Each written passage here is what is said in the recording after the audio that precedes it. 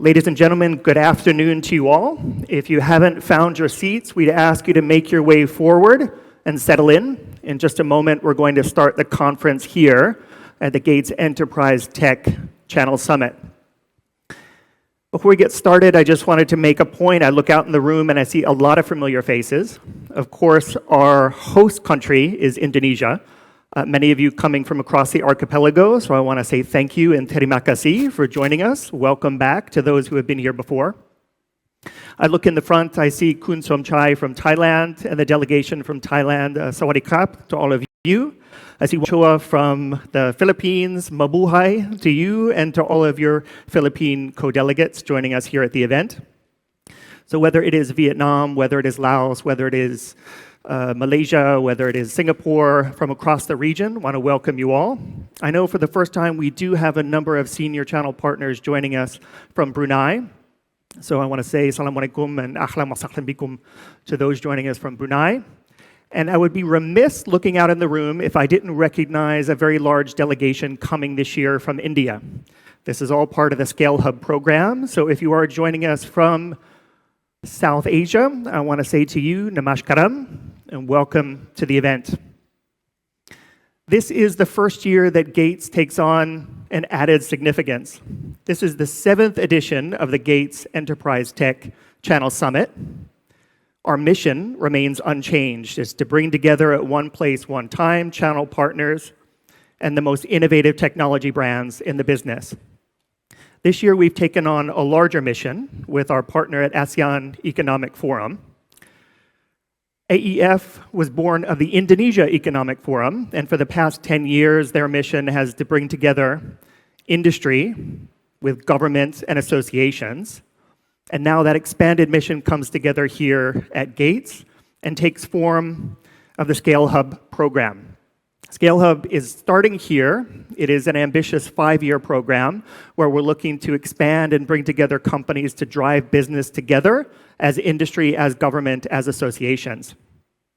I don't think it would come as a surprise to many of you that our region has taken on a larger significance. Of course, there are some geopolitical considerations, but above all else, there's the economic power, the promise, the potential that Southeast Asia represents for the world. So we are a focal point. And as this region grows, as it develops, as there is more interest and excitement, the Gates event, just the same, will grow and increase. So thank you all once again for joining us. It's my pleasure and honor to be the first one to say welcome to you. This is an ambitious schedule and program. We know that. If you're joining us for the first time and you need any support, any assistance, particularly if it comes to facilitating meetings, don't hesitate to make yourself known to the Gates staff. There is a help desk inside the exhibition area. Don't hesitate to walk up there and to ask for introductions. That's what we're here for. So we have one-on-one meetings, we have workshops, we have roundtables, we have conference, we have cocktail, we have gala dinner. We know there's a lot happening over the course of the event, but if we can make that even more efficient for you, that's what we're here for, and we're happy to support it. Now, before we get started, I want to give a brief word to the chairman of the ASEAN Economic Forum. I want to recognize a number of special guests who are joining us here at the event. So ladies and gentlemen, if you would join me in giving a very warm welcome, if you would please, the chairman of the ASEAN Economic Forum, Mr. Sachin Gopalan.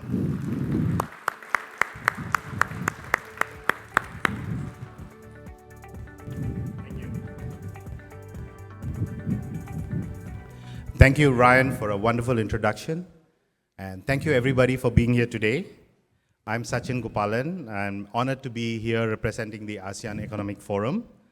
For those who are wondering, what are we exactly doing? We are all about industry engagement.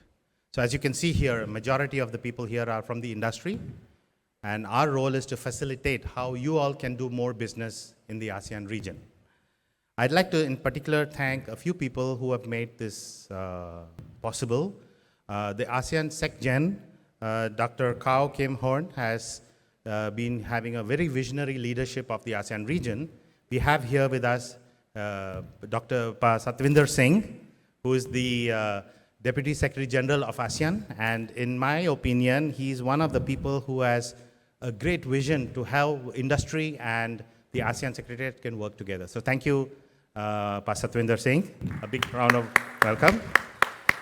We also have BRIN, Badan Research of Indonesia and Innovasi Indonesia. You may be aware that BRIN has been the powerhouse behind how Indonesia becomes an industrial powerhouse of technology and innovation. We have here Ibu Asti, who's representing BRIN. Thank you very much, Ibu. We are honored to have BRIN as a partner of this event because I believe that the role they play in the region, as well as how they interact with India. I believe there are many programs already in play with India and Indonesia, and Ibu Asti is behind that. We look forward to that interaction with BRIN. I also have here the Department of Science and Technology. Originally, Abhay Karandikar was supposed to be here, but he's represented by Dr. Praveen Kumar Somasundaram. A big round of applause for the Department of Science and Technology of India. There are almost 40 startups here today, and I thank each and every startup who believes they have a role to play in ASEAN. And that's why they are here today. So what is the real reason we are here today is not about funding. This event is about revenue. The most important thing in the journey of a startup to become a scale hub is, do you have revenues? So revenue is the reason we are all here. When you say revenue, you talk about deals, transactions, partnerships, market entry. That's the language of the next 2 days. And we are going to be focusing very much on how business can be transacted between all the companies here and all the channel partners who are at the event today. And the key takeaways, there are only 2 key takeaways I'd like you to have. The first one is, this is a 5-year program. Today we are starting a 5-year engagement where all of you will work together with each other for 5 years on a monthly basis. This program is monthly. Usually you have a big event, you go home and then you forget about it. Next year it starts from 0. That's not the case here. This is a sustainable 5-year long program with monthly engagement. So that is the key takeaway I would like all of you to have. Thank you very much, and I give it back to our very able moderator and presenter for the day, Ryan. And I look forward to interacting with more of you during the next 2 days. Thank you very much. Sachin, thank you.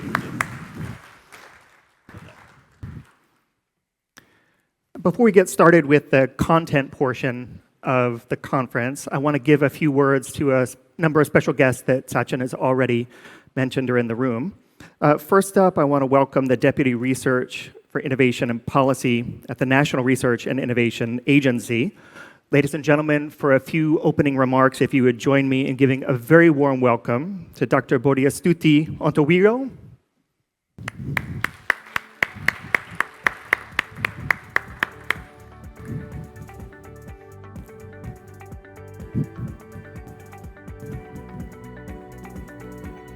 Welcome to you.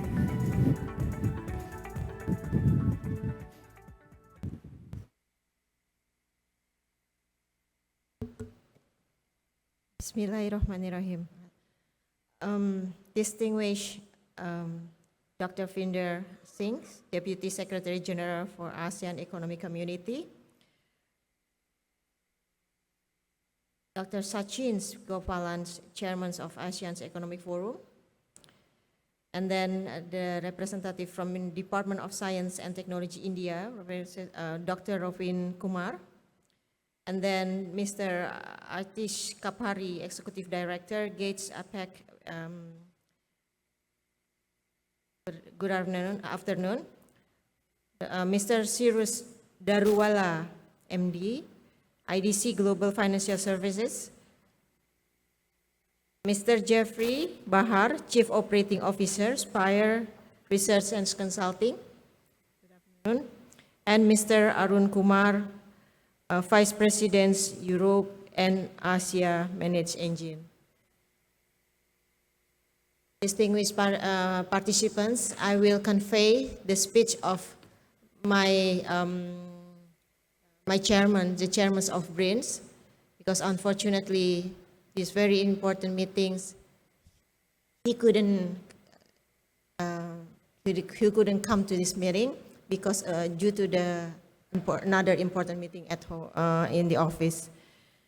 Assalamualaikum warahmatullahi wabarakatuh. Salam sejahtera bagi kita semua. Salam Om Swastiastu, Namo Buddhaya, Salam Kebajikan.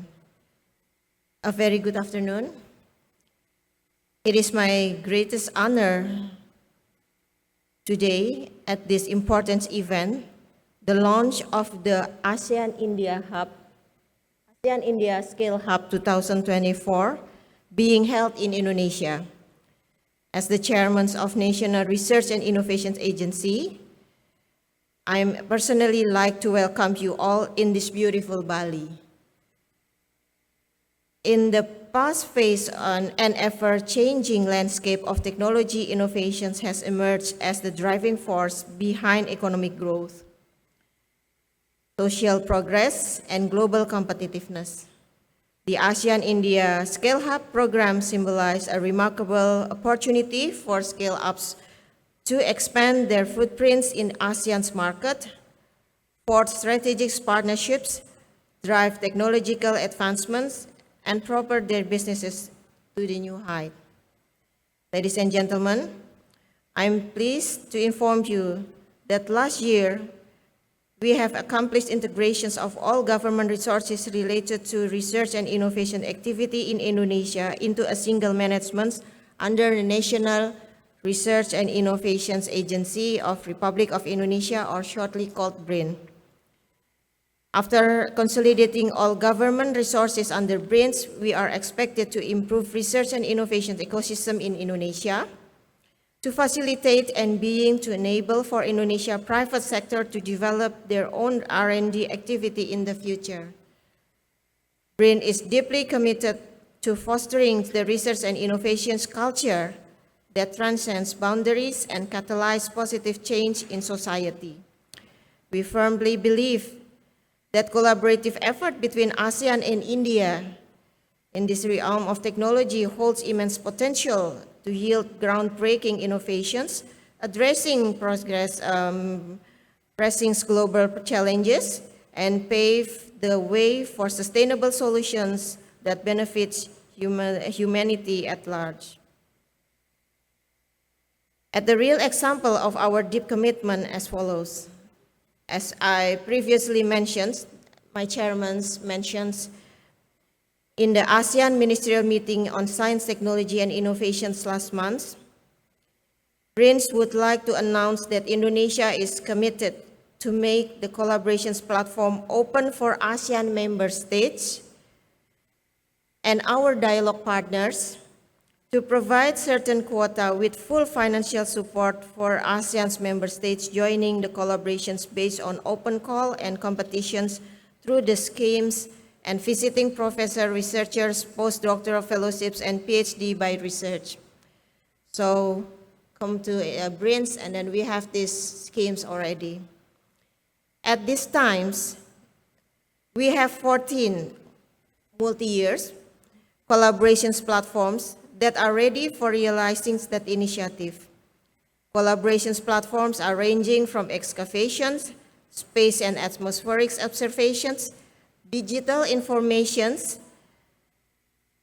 extractions and acquisitions of biodiversity and non-biodiversity collections, remote sensing, satellite development, and others. We have 14 collaborations platforms. So in your table, we have already distributed these flyers, the 3 flyers you can have in here. So we are here, most of the 90% of the participants are the industries. Please take a look if you have a time. So this information is very suitable for you to make an engagement more after this big event. And then according to this, Indonesia will circulate the official open call for its platform to all member countries and related institutions once its project is ready to open. Hopefully, by this October this year, Indonesia welcomes all scientists and researchers to submit proposal online later. Ladies and gentlemen, as we navigate the complexities and opportunities of the modern businesses, it is imperative for us to embrace innovations, nurture creativities, and cultivate robust partnerships that extend beyond geographical convenience. Together, let us embark to this collective journey of discovery, innovations, and progress, united by the shared visions and harnessing technology for the betterment of society and the advancements of our nations. In closing, I extend my grateful gratitude to each of you for your dedications, passions, and commitment to driving innovations and excellence in the technology sector. May this event be a resources success in here, filled with fruitful collaborations, transformative insight, and opportunity for growth and impacts. May this collective effort today will shape the world tomorrow. And once again, this is a launching of 5 years program, as the mentioned already. It is important to maintain the continuations of this very good program in the future. Thank you for your attentions, and I wish you have a truthfully inspiring and productive experience at this ASEAN India ScaleHub event. Thank you very much.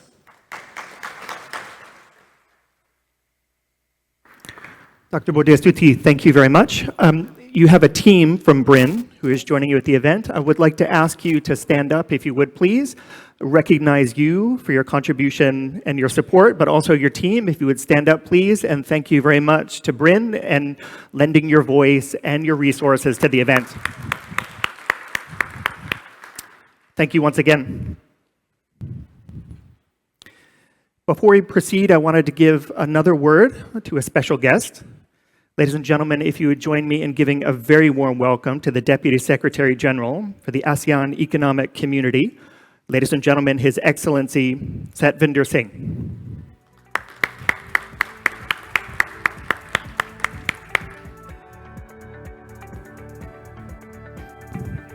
Welcome and thank you.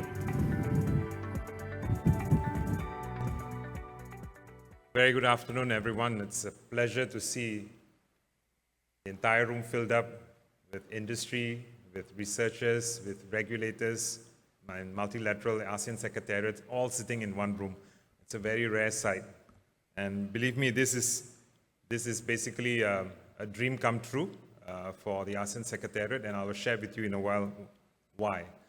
But first, let me recognize BRIN's Deputy Chairman, Dr. Asti, as well as Deputy Secretary from the Department of Science and Technology of India, who is here, and also my dear friends, both Sachin Gopalan, who is the chairman of the ASEAN Economic Forum, and also Ashish Kapahi, who chairs the Gates Initiative.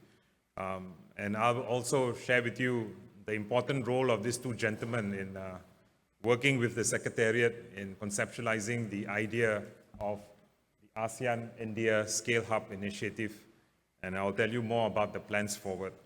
But clearly, the way both Sachin has described the ASEAN India ScaleHub, we are planning to make this into a premier platform designed to strengthen economic ties in order to foster innovation and promote sustainable development between ASEAN member states and our partner countries. And in this case, we've started with India, but our dream is to be able to bring our other partners who work very closely with ASEAN, be it Korea, be it China, be it down the road, even European Union. They will be all welcome to be part of this platform. This event basically is pivotal to us because it provides a unique opportunity for business leaders, entrepreneurs like yourselves, stakeholders, corporates like yourselves, together with regulators and also what I call research shareholders, to be able to come together to develop strategies and to develop economic integration and sustainable growth. Now, the formation of this idea has came about due to our many frustrations in the past about how it's so difficult for our up-and-coming, well-to-do, well-established startups to be get in front and center in front of stakeholders from the corporate world. we do a lot of startup events in ASEAN. On average, we do everywhere between a dozen or more startup events every year with different partners, with different stakeholders in different parts of ASEAN. I think typically those events are more of show and tell, more of exhibiting. There's very little ability for us to then take those interactions and then make them into outcomes for many of our startups. I think this is where the problem I couldn't solve, my team in ASEAN Secretariat couldn't solve, but we could actually talk to the people who have been doing good stuff on the ground in industry in ASEAN. We approached them, as none other than both Dr. Sachin Gopalan and Ashish Kapahi. Ashish is a champion when it comes to putting together corporate world, and Gates is a great platform where innovation is introduced to some of the largest OEMs in the world that come to one location to get to know the best of ideas out there. So we knew that to replicate that for our startups is not easy. We don't have resources or connections to do that. So we knew that we need to latch on to a family, a network that we can depend on, and that's why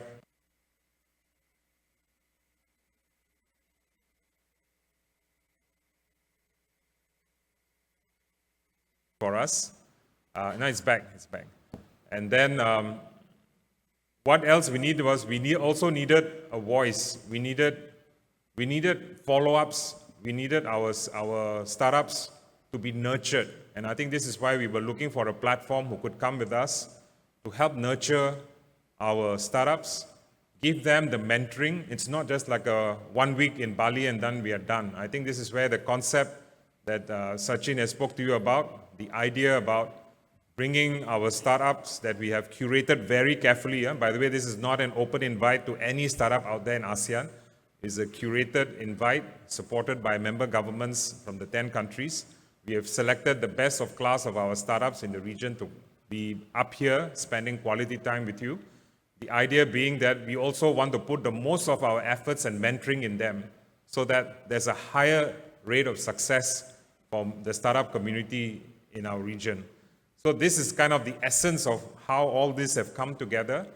We have now brought our partners, and in this case, India, who is a foremost important partner in supporting technology development in ASEAN, to be supporting us in our inaugural launch. The idea is, of course, to do this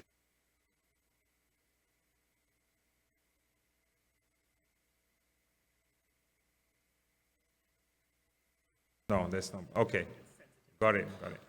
Take this event to more countries. We're starting with Indonesia. Next year, Kuala Lumpur is going to be the center of activity in terms of they are the chair of ASEAN next year. So we will bring this event next year to Kuala Lumpur. And then in 2026, we are going to bring this event to Manila because Philippines is going to be the chair of ASEAN.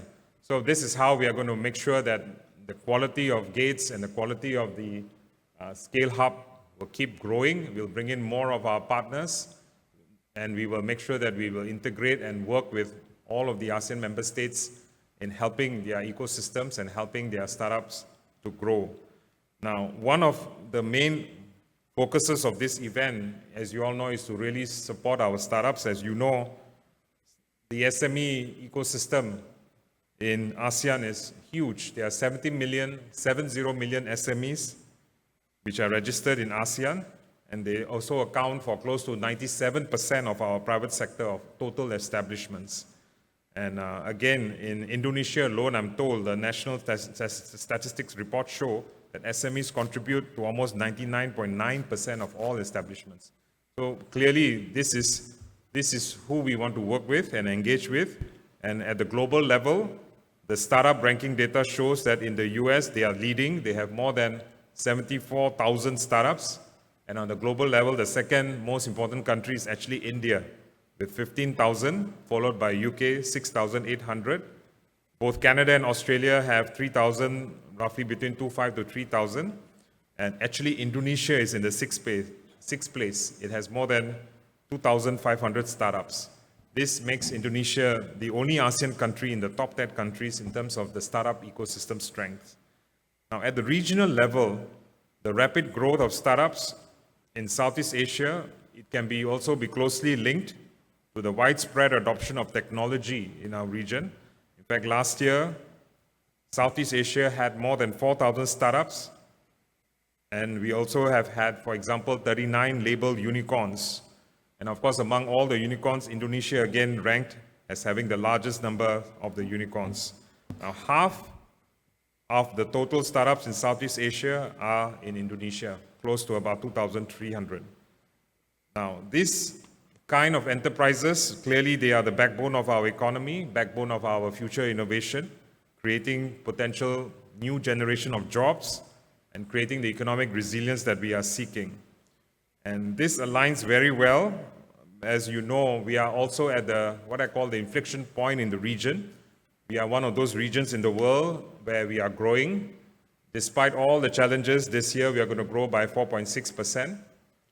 And this compares very well when the global average only sits around 3.1%. And we are going to grow like this between 4.5 to 5% in the next couple more years until 2030, where ASEAN will become, we are right now the 5th largest economic bloc, we will become the 4th largest economic bloc. The other inflection point is that so much is happening out there. There's a lot of bifurcation, stresses in global supply chain. But fortunately, all that impact actually is not necessarily negative for ASEAN 10 countries. In fact, the last 3 years, we have now become the largest recipient of FDI in the global south.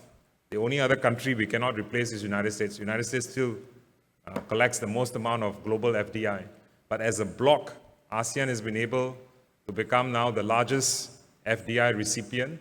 And I think part of that ability to do that is clearly stemmed from the fact that in ASEAN, even though we are all different economies, we have at least 3 LDCs with us. It's not just the more developed ASEAN countries. But at the economic level, the economic ministers, the leaders of ASEAN, it doesn't matter on which party you come from, whether you are from the army or the party, or whether you're from the opposition and now the government change. When they come to power, they all think alike. Everybody believes in economic growth. Okay, we don't have the problems like you see in Europe, the right and left. We don't have that in our region. In this region, all of our leaders believe in betterment of the lives of our people. They believe in open economies. They believe in strengthening our competitiveness as a region. And that's why we have one of the most open region in the world today. Most amount of economic agreements are connected to the rest of the world. And I think we are benefiting from what I call the spillover. Now you see the FDI coming in. And even when you look at our digital economy today, it's somewhere sitting around 350 to 400 billion in terms of size. And we are growing at such a high rate of close to over 20%. And by 2030, it will touch around $1 trillion.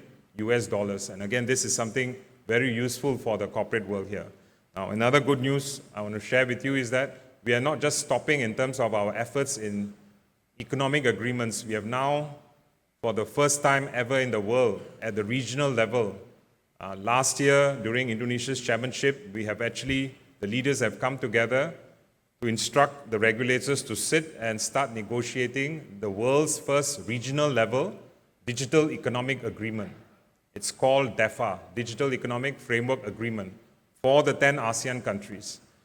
There are very few economic agreements out there, and many of them are not largely legally binding. But what we are negotiating delivering right now is everything a legally you binding need. agreement with the 10 countries that will connect the way we are going to do business in the digital economy. Now, it will cover everything from the movement of data across borders, placements of data centers.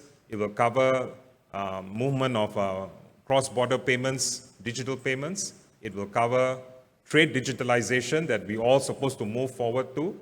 It's going to also look towards harmonizing digital identity. It will also look towards looking at competition, cybersecurity. Even we are going to have a chapter where we are going to start negotiating on how as a region we are going to treat emerging technologies like AI. And also finally, it will also touch on the movement of skills related to digital world and how the treatment of the movement of people in our region. So it's going to be a very comprehensive agreement, and from the studies that we have done, and we actually engaged Boston Consulting Group 2 years ago to help us embrace what our region can benefit from this agreement.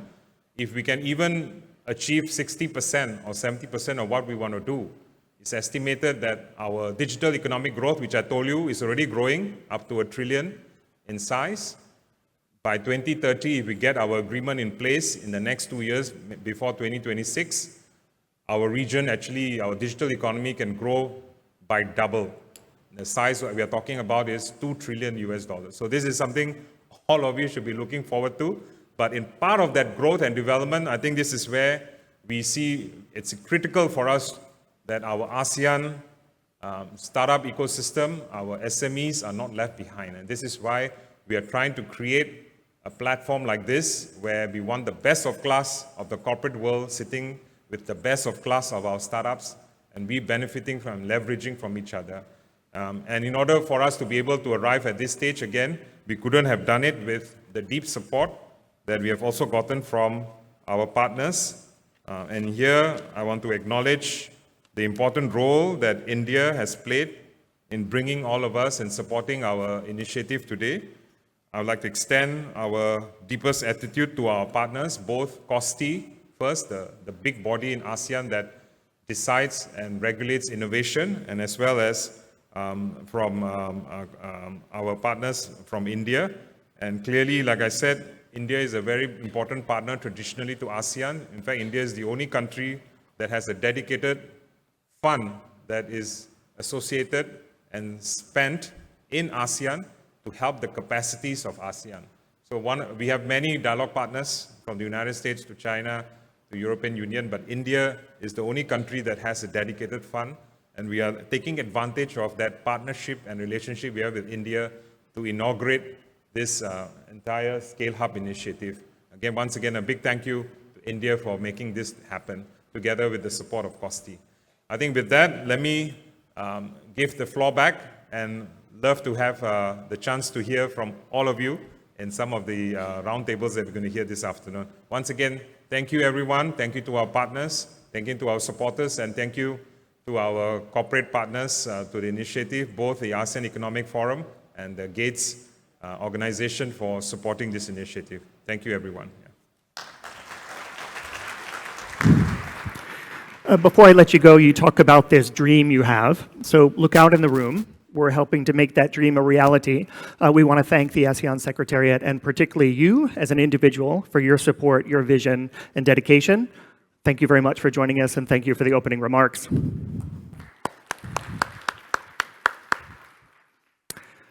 At this point, we're going to bring forward our opening keynote speaker. Those of you who have joined us in the past here at the Gates events will find he is a familiar face and a familiar voice. There are very few in the region, we believe, who can do a better job. He's in an unrivaled position as a top executive at one of the research powerhouses based here in Indonesia, to take all of this data and to help us understand, zooming out, painting a picture of the trends and directions in the marketplace. So ladies and gentlemen, if you would join me in giving a welcome to the Chief Operating Officer at Yamada Inspire Research, ladies and gentlemen, Mr. Jeffrey Bahar. Jeffrey. Welcome back to you. And that's for you. Thanks, Ryan. Hi, everybody. And first, a big thanks to Gates and Asian Economic Forum for having the opportunities. I'm glad to deliver the topics that is very relevant to everyone. Mr. Savinder Singh just mentioned about emerging AI, and this is a topic about AI transformations. And it's a series of talks about AI that Yamada Consulting Inspire has been delivering in the last 1.5 years, starting from here in Gates event in Bali. Then we have another series of talks in Gates Bangkok, and today very happy to deliver a similar topic focusing on the Gen AI opportunity for business, because this is an enterprise channel summit. There'll be 3 areas that I'll be touching. First is we look at the AI current adoptions across global and in Southeast Asia. I'll go back 1 slide. And then we'll look at the market trends of the adoption, and specifically in which business functions that companies are adopting Gen AI and AI. And last, I'll touch on some of good example of the use case where the AI and Gen AI has been successfully run and used in many organizations. This slide shows where AI and Gen AI has been adopted across region in the many years. AI actually started being used in the early 90s, as early as that. But if you look at this chart, it's only the last 6 years when we see AI and Gen AI really taking off. Starting in 2018, we see the adoption of AI across many businesses, and that comes in the simple form of, for example, chatbots, or even a predictive analytics for sales forecasting. And it jumps from 20% to about 50%, but it remains the same at that level for the next few years, actually. Then, if everyone's remember, in 2022, it's where the ChatGPT starting taking off, and it brings next level of adoption of AI, and that's where the Gen AI starting to come into the picture.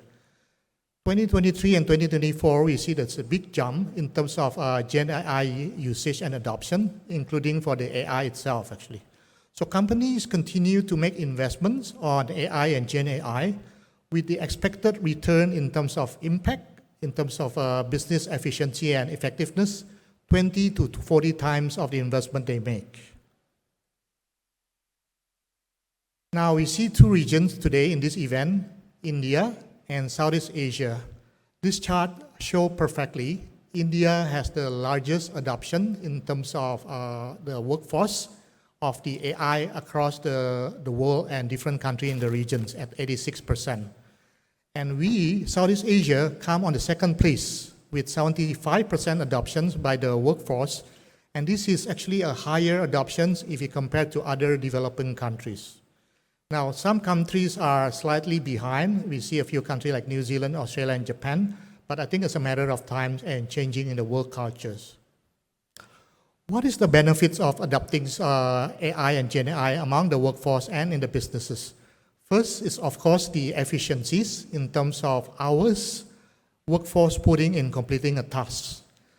We can see from a survey done that 80% of the Gen AI users in the companies acknowledge that they are actually finishing the task 16% faster.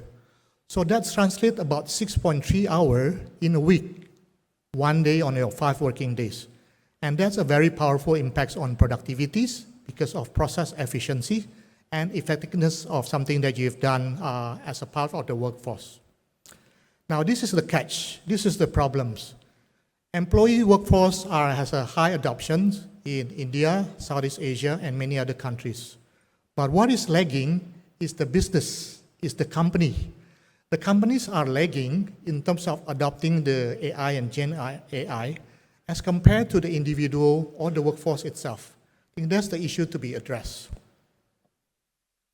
So before we see what are the root issue of late adoption of business, maybe it's good to bring back one layer back to understand what AI and Gen AI actually can produce for us.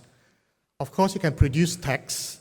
In our day-to-day Zoom online meeting, your meeting notes is no longer taken by a human. It can be done by a Gen AI, producing a text to the tools that is actually embedded into your conference tools that you're using actually. Gen AI can also produce code for software programming. It can also produce voices and audio, but it also can produce 2 other things that everyone in this room will be very happy. One is picture.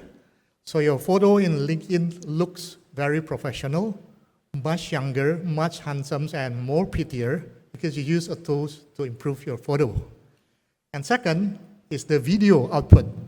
Nowadays, to produce a good video, short videos to upload in your social media, you don't need to be a good video editors.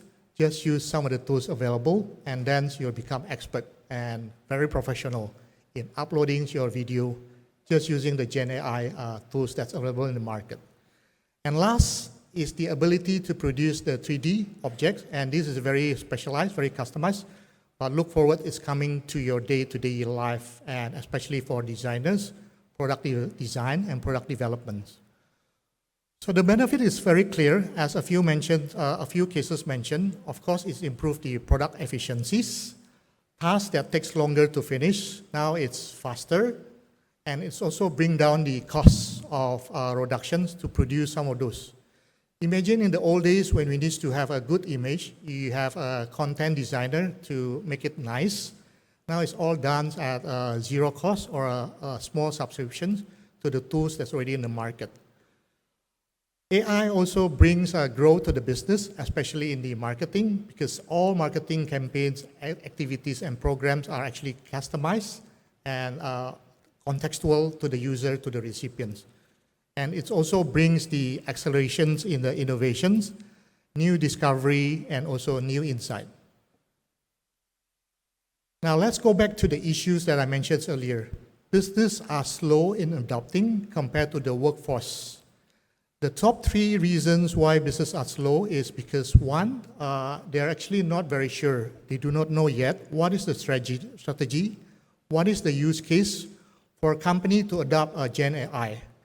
And number 2 is the benefits, the value, and the investment. And number 3 is the technology, the solutions available in the market. Now it's all there. If you're able to address these 3, I think there's no reason for companies, you as a leaders in the business, as well as business owner, for not adopting. I'm sure once you have these 3 addressed, there's no other reasons why you should not adopt compared to your workforce that's already using some of the Gen AI tools actually. The remaining for the barriers, for example, resistance, regulatory concerns, accuracy, legal, are much easier and not as big as problem as the top 3 issues.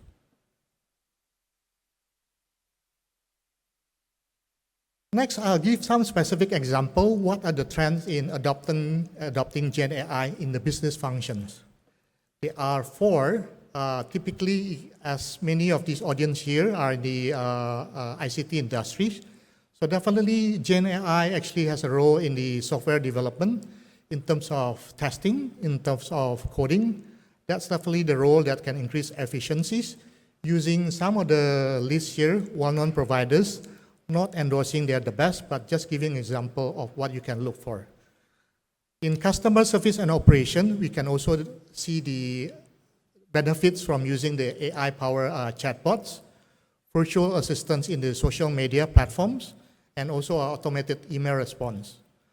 Marketing and sales are very common to use very personalized ad and contents, sales forecasts and predictions, of course, and also nowadays a lot of marketing and sales rely on Gen AI for content creations. And last, we believe this is the new trends that's coming up, and people start realizing that Gen AI actually can be used for the human resource management, HRM actually. All the way from the beginning on the recruitment, onboarding process, as well as analytics and reporting. I'll give a few use cases in some of the companies that are adopting each of these Gen AI in the business functions. Software development, of course, it creates efficiency in terms of coding, in terms of making things more simple in understanding the coding language, and also simplify complex coding. Example of just one of the e-commerce providers that need to continuously improve the UI UX improvements on the experience of the shoppers. By using some of the co-pilots, it helps the development and coding much faster and quicker turnaround. Another example is the customer experience. This is Singapore-based StarHub's internet service provider and mobile phones. They use this to address the customer experience channel, messaging chatting. You can see that they're adopting this across different product platforms. And while in the past, for internet, press 1. For mobile phone, press 2. That's what typically we see in our day-to-day life many years ago. Now it's all integrated, very smart, very intelligent. It's all to power of AI and very efficient. 80% of the process is all automated, and it gives a very satisfying customer experience when using the CX platforms. The next 2 is marketing. I'll go quickly. This is an example where digital and marketing agencies, they adopt similarly a platform where actually it can give a personalized and also a tailor. We can see the companies actually gaining increased marketing and ROI, as well as very effective campaign result for adopting some of these solutions embedded into their Salesforce GPT. Last is the HR. The HR is where the job descriptions, personalized onboarding, mentoring, and even actually creating an intelligent OKR is actually can be generated through Gen AI platform solutions actually. One example, India conglomerates with thousands of employees across many locations and cities and countries. They're adopting solutions that actually end-to-end from recruiting, talent, coaching, performance, as well as the analytics at the end actually. So what we see today, we understand companies, business are behind compared to the workforce in adopting the AI and Gen AI. We also have seen example where this can be applied across 4 business functions on your day-to-day. And you as the business leader, business owner, I think there's no other reasons to be resistant. Think longer to adopt Gen AI in your company policy.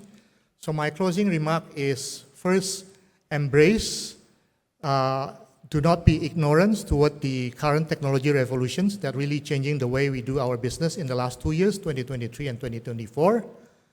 Be adopting strategically towards AI in your business functions. And last, harness the Gen AI responsibility. Thank you for the opportunity. Jeff, thank you. We are pleased that you were with us over the course of the event. You covered a lot of ground in a short time, but I know you welcome the opportunity to engage one-on-one. If anyone has additional questions, anyone wants to dig a little bit deeper in some of the content that you discussed, you will be with us over the course of the event. Thank you for your presentation, and thank you for your long-time support here at the event. Okay, at this point, we're going to switch gears and start something we call the Gates Smart Pitch program. Before I explain, I want to make sure the first presenters have found their way to this corner of the room. You see Wendy waving her hand in the air. I want to ask Sumsub, Epson, Manage Engine, AnyDesk, Ben Lycos, and Orbit, who are in the first category, if you would make your way over here and check in with Wendy. We want to make sure you have a microphone in hand when we bring you to the stage. So this is the start of Smart Pitch. If you have been to a Gates program before, you know what this is all about. If you haven't, I think you're in for a treat. So all of these programs are intended to give you a rapid-fire look at some of the best and brightest here at the event. We have over 70 brands exhibiting. We know it's impossible for you to see everything and to talk to everyone. So what we wanted to do here as part of the conference is to highlight those we find are really compelling products, service, solutions, and technologies. Now, this is all about having the industry's eyes and ears on you for 90 seconds, right? But we want to gamify and turn up the pressure just a bit. So we have a program where each presenter is given 90 seconds and not 1 second more. For the first 80 seconds, they'll have free and easy use of the stage. At 81 seconds, you start to hear tick-tock, tick-tock, tick-tock. It gets progressively louder to 90 seconds. Then you hear the bell, we cut the microphone, and they immediately exit the stage. This is about keeping them honest. This is about keeping them focused and on message. We're going to turn up the pressure just a little bit more, and every single channel partner and speaker in the room was given a voting device as you came in. Keep that voting device close at hand, because in just a moment, we're going to ask you to select by category the best of the best presentations. So this is also an awards program. These presenters here are trying to convince you that, yes, their product, services, and solutions are, in fact, innovative. They are game-changing solutions. But they're also competing for an award.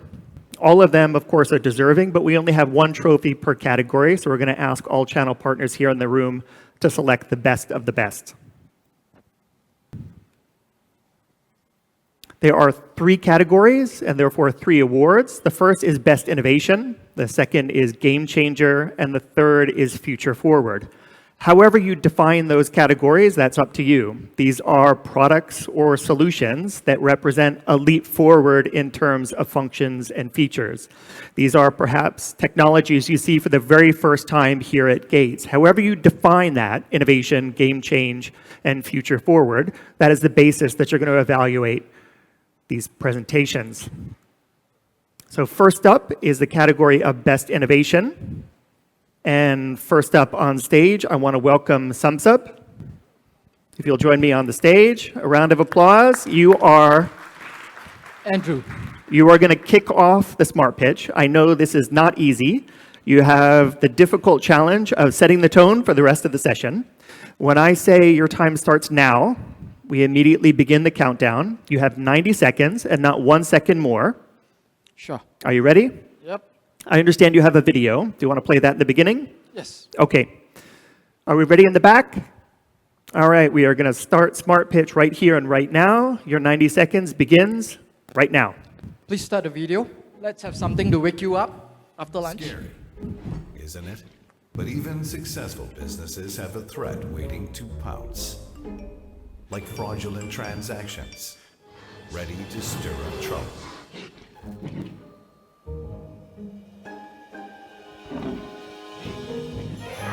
And let's face it, it can turn your business upside down. So you can take the blame. Don't let fraud take you down. Secure all businesses, transactions, and user identities with SumSub, the one verification platform. So basically, fraud and fraudulent activities are personified as a beast. And unfortunately, like what Jeffrey mentioned, generative AI, the fraudsters are able to utilize that as well. So the beast is even more scarier by now. So basically, SumSub, since inception, we have verified more than 8 billion identities by now. And we know that the fraudulent activities happened 70% of the time post-onboarding. So verification doesn't stop at onboarding. We actually secure every step of the user journey, from the pre-screening side of things to onboarding to the transaction side of things, so that verification is continuous and perpetual. And the best part of it is actually modular. And the best part of it, time is So up. reach out to us, Where? go to our booth to find out more. You want to know the best part of it? You've got to go talk to SumSub, right? Here. Can I ask you to bring that? Okay. Our next presenter in the innovation category. Can I ask you to bring that back to Wendy, please? Yeah, thank you. Our next presenter in the innovation category is Epson. If you'll join us on stage, you are position number 2 as part of Gates Smart Pitch. The category is still innovation. You have strictly 90 seconds. You've seen how this works. Are you ready? Yeah. Your 90 seconds starts right now. Hi everyone. Epson is not only giving solution about the printing solution and scanning solution, but also about giving about projection solution. So, how to design the right display in a room?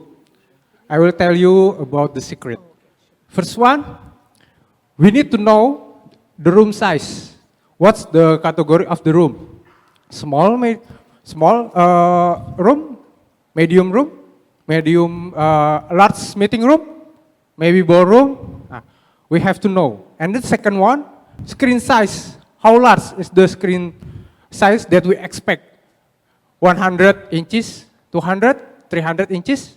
Then, there's one, available through distance.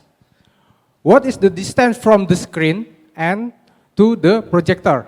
And the last one, ambience light level in a room. How bright is the room? So, with this data, we can calculate and determine type of projector that will be fit with our needs. Don't worry, we can give you solution and calculation about your needs. More detail, let's visit our booths and discuss your requirement. Thank you. Thank you. You know, your presentation was 81 seconds. You're under the wire. Congratulations. Up next, I want to welcome to the stage Manage Engine, our third presenter in the innovation category. Now, I understand you have just a few slides, so I'm going to give you this device here. I'm going to cue it up. You can see your first slide here. And you have 90 seconds, and it begins right now. My name is Karthik. I represent Manage Engine, a division of Zoho Corporation. Zoho Corporation is a privately held company. We are in this business more than 25 years now. We are profitable since inception. Under Manage Engine, we offer enterprise IT management solutions. And all these products are built from scratch, and And as a customer, they can pick and choose our solution based on their IT needs. And in fact, we offer our solutions both in cloud and on-prem solutions. We have around 90 plus solutions under Manage Engine. It's very hard to explain in 90 seconds. In simple terms, to say that any organization who would like to simplify their IT infrastructure management, they can consider Manage Engine. It's going to be a one-shop IT solution provider for you guys. And for the partners, I would say Manage Engine, we have main 6 verticals. It's all, each vertical itself, it's a $1 billion opportunity market business for us. So as a partner, you have to decide, instead of, we have a lot of vendors in the market, instead of considering going with multiple vendors, multiple contracts, and multiple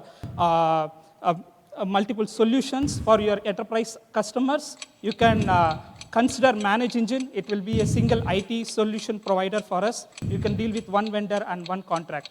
To learn more about Manage Engine and partnership program, you can Time visit is our up. board. If they want to learn more, they've got to see you, and I'll let you say, what is your booth number?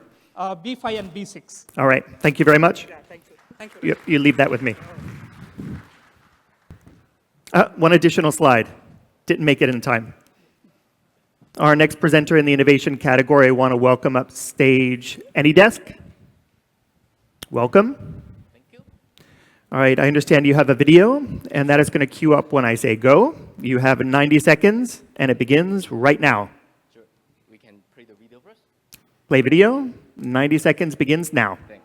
Introducing AnyDesk, blazing fast remote desktop software that provides access to any device, anywhere, anytime.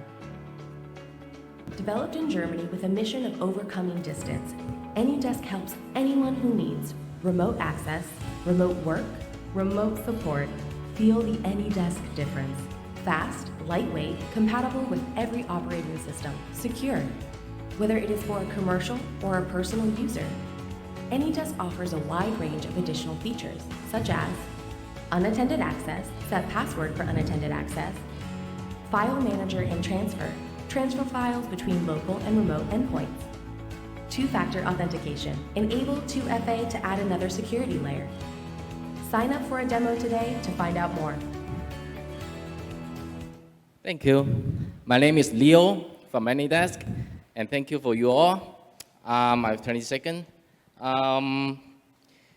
Welcome to the body, and also I believe all of the delegates here are familiar with AnyDesk. If you don't, just talk to us. Our booth is in B7 to 8, right behind here. So happy to see you all guys at the booth. We are so excited. Thank you. And the conversation continues at the booth. Thank you very much. You can bring that back. Thank you to AnyDesk. Up next it's the innovation category, Ben Lykos, if you'll join us on stage. Welcome to you. Do I understand you have a slide? I'm going to advance that right here. You have 90 seconds. Are you ready for it? It begins right now. Hi. Good day, everyone. I am Vijay, co-founder of Ben Lykos Private Limited.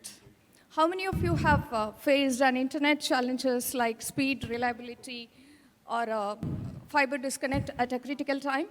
Many of us have. We solved these last mile internet challenges by combining multiple internet connections with strong security features, ensuring reliable and secure internet.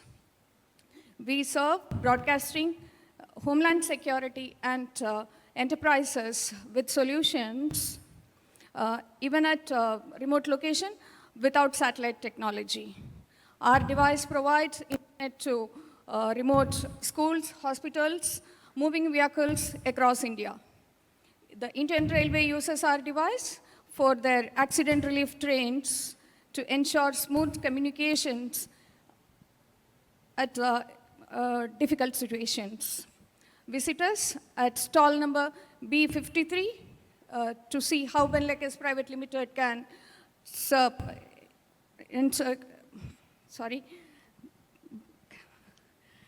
resolve your internet issues. please visit us, stall number B53. Thank you. And thank you. You can bring it there.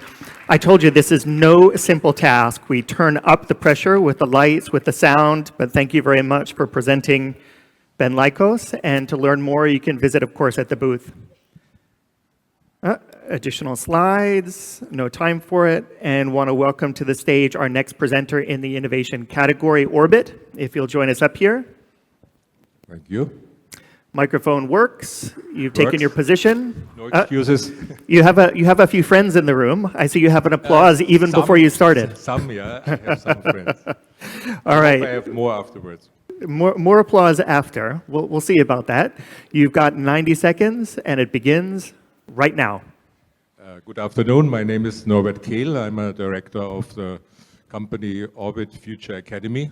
It's an Indonesian upskilling enterprise. Has to do with Ilham Habibi, an enterprise who is fostering the heritage of the father of technology of Indonesia. I joined the company 2 years ago, and it was because, in my opinion, it operates in one of the most exciting business areas these days. It is at the intersection of technology and education. And in OFA, that's the abbreviation of Orbit Future Academy, we identified 3 major challenges of the education system. One is the typical underrepresentation of technology issues. One is the outdated learning model, and one is the lack of outcome, because the times when an academic degree secures a job is long gone. We developed new, unique solutions for all these challenges. One is the so-called Orbit Skills Center, technology-driven learning platform. One is Orbit Jobs, which provides outcome-related placements for successful students. And I am here to reach out to Asian countries because we are now in the process of going abroad. We set up operations in India, and I would welcome everybody from ASEAN to join us in the next 2 days. Thank you. Dankeschön, thank you. You can bring the microphone there. Okay, that was the conclusion of the presentations in the innovation category.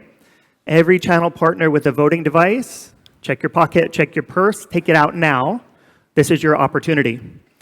All of these presentations have great product, service, and solutions, but we only have one trophy, and there's going to be, therefore, one award. Now, this is not an award that comes from Gates. This is an award that comes from you, the channel community. So we want to ask a distinguished member from the audience to step forward to give the honor of that award alongside on stage. If I can ask you to come back, if you would, please. Dr. Budiastuti, would you join me on stage to give the award in the innovation category? All channel partners, take a look at this list in front of you, 1 to 6. The voting device is quite simple. You have 20 seconds when I say now. You simply press the number of the company that you would like to reward with the innovation trophy. Okay? After the 20 seconds, we close the vote, collect, aggregate, and display live and in real time your choice. If you are one of these 6 presenters, we're going to ask you to briefly come back on stage to collect that trophy, take a picture, and then we're going to start with the next category. All right, you have your voting device at hand. Channel partners, make your selection. Best innovation, vote now. Press 1 for SubSub, 2 for Epson, 3 for Manage Engine, 4 for AnyDesk, 5 for Ben Lycos, and 6 for Orbit. The best innovation here at Gates Smart Pitch. 6 seconds remaining, 5, 4, get those last votes in. In just a moment, we're going to reveal the winner. And congratulations, the winner in the innovation category is... Congratulations to SumSub.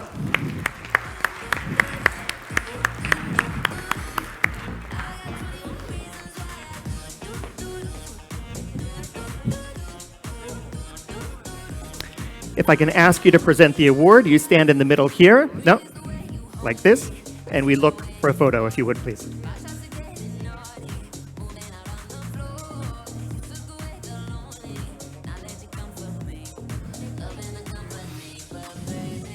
One more time, best innovation, Sub walks away with the honor. It's a good start to the event for you. Dr. Butstuti, thank you very much for doing this honor of delivering the award. Okay, from innovation, we now move to our next category. This is game changer.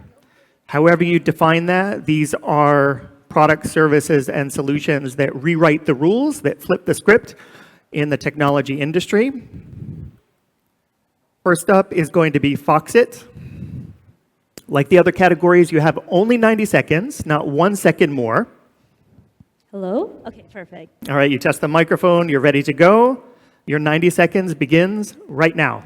Hi everyone, my name is Nancy. I am the Senior Channel Marketing Manager at Foxit Software. So Foxit is actually the leading PDF solutions provider worldwide, right behind Adobe Acrobat, with over 800 million users worldwide. And if you've never heard of us, chances are every single person in this room has actually used us at least once. If you open a PDF on Google Chrome or Google Suite, that's Foxit technology. If you're reading an ebook on your Amazon Kindle, that's also Foxit technology. So Google and Amazon trust us because we've been in the space for over 20 plus years. We started in California, and now we have expanded globally. Now you may be thinking PDF isn't a game changer, but the reality is that it is.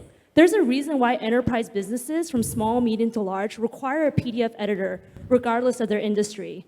And as we work with our partners in the PDF business, we've seen a lot of success.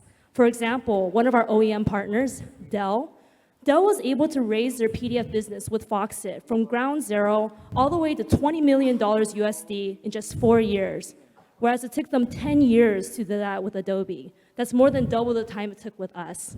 And so now we're really happy to be here at Gates to introduce ourselves to you and let you know that there is an alternative. And we hope you discover better and find partnership success with us, Foxit. Thank you.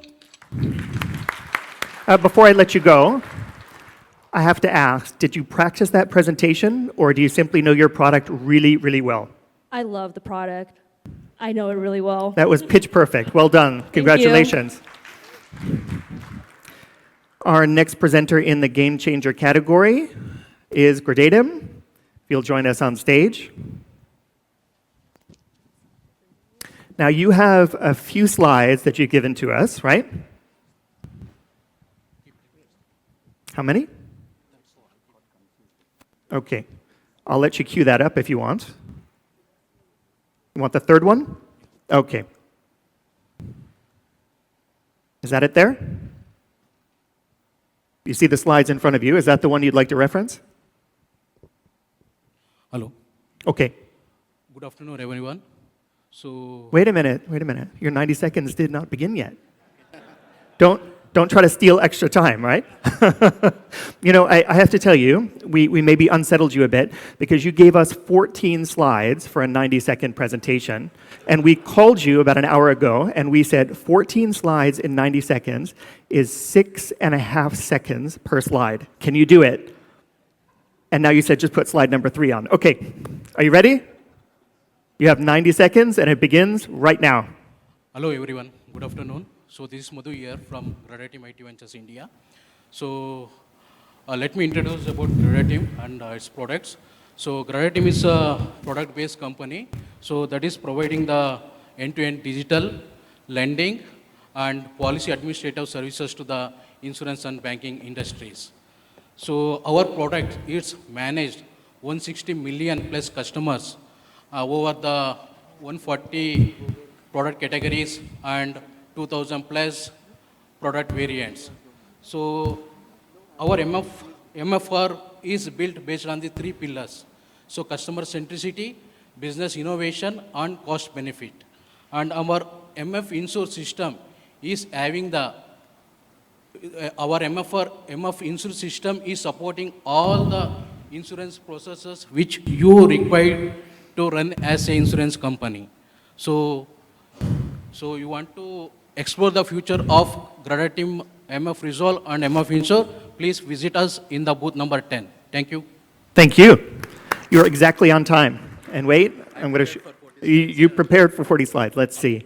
1, 2, 3, 4, 5. Okay. All right. There you go. You can bring the microphone that way. They actually did cut down on the number of slides while I was up here. Okay, our next presenter in the game changer category is BPE. Welcome to you. This is not BPE's first Smart Pitch presentation, so the expectations are set particularly high for you. Very high. Let's turn up the pressure just a little bit more. All right. You have a video. We're going to ready to cue that off. Your 90 seconds begins right now. Delivering everything you need to succeed in the power business. BPE India, leading power solution company, has 2 decades of manufacturing experience with 30,000 square feet factory at Noida.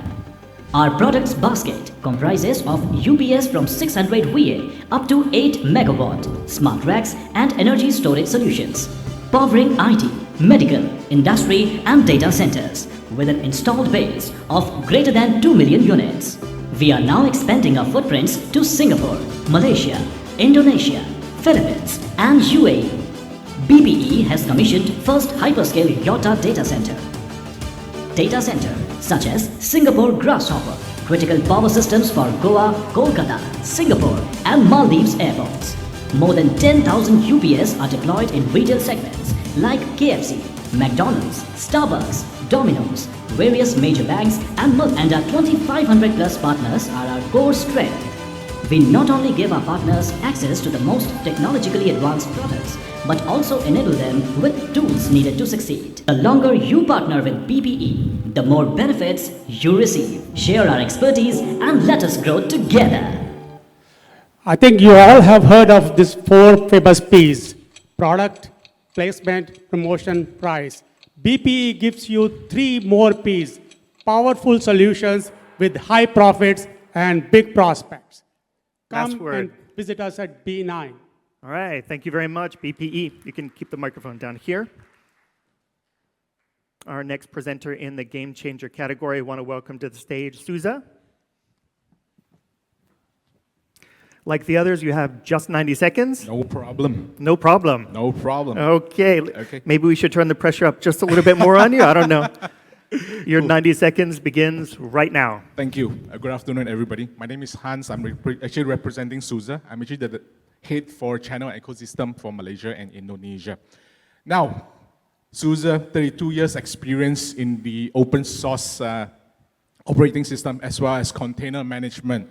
We are here not to show you what is our solutions all about. We are here to partner with all you guys on what's going to be. Earlier, a presentation by Yamada Consulting talked about artificial intelligence, generative AI. Now, partners, do you want to make money from there? I would like to introduce to you the latest innovation from Souza. That's Souza AI.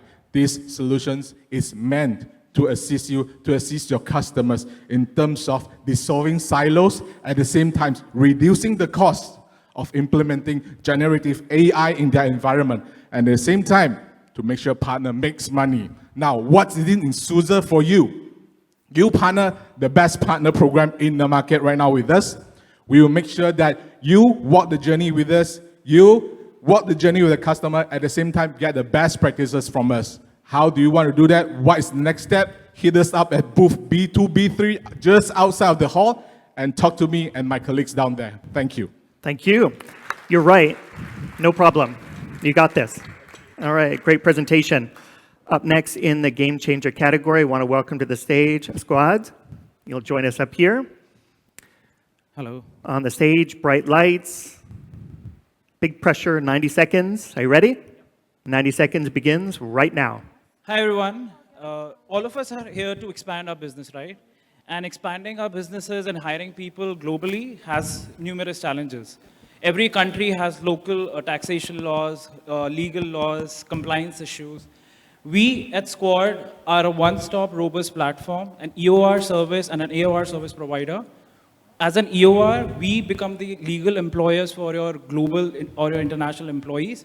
We manage your payroll, taxes, compliance. And as an AOR, which is agent of record, we manage your contractors, their invoices, time tracking, leaves, everything. Simply put, we enable you to hire talent globally in 160 plus countries and enable you to pay them in 100 plus currencies.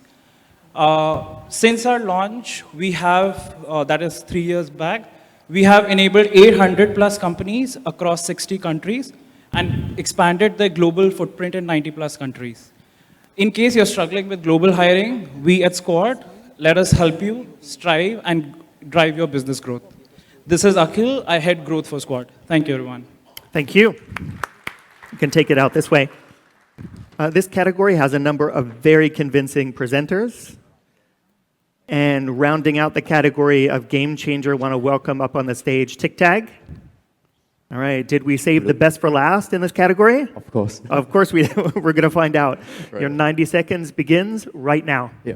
I did not prepare any slides, but I would like to borrow what Jeffrey was sharing with us earlier on about the timeline. That basically describes my journey as the co-founder for TicTag. So what happened back then when we were deploying AI is that we figured many of it, the data preparation was difficult, slow, and at the same time, it takes a lot of effort. So we decided to revolutionize together with my co-founders to build a mobile application to leverage on the ASEAN users to join us on board for the data collection and preparation crowdsource efforts. So as of today, we are proud to say that we have done more than 60 over projects with different clients. And in fact, as of today, we also officially closed our A round with the support of Telkomsel, as well as some of the notable VCs like East Ventures.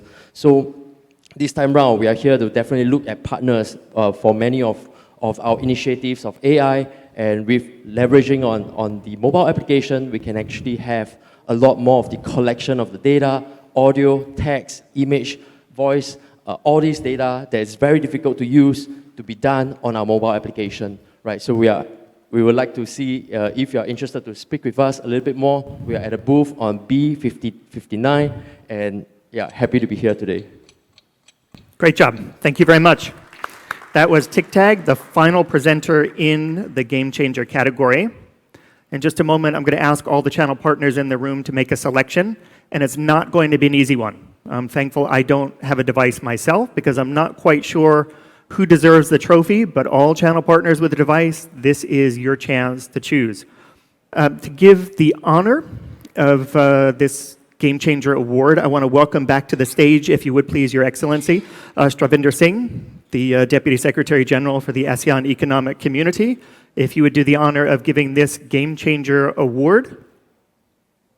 Channel partners, make your selections right now. Press 1 for Foxit, press 2 for Gradam, press 3 for BPE, 4 for Souza, 5 for Squad, and 6 for TicTag. What do you think? It's a hard one, isn't it? Just 5 seconds remaining. If you haven't made that selection, do it now. Time is up. The big winner this afternoon in the Game Changer category. Congratulations to Foxit.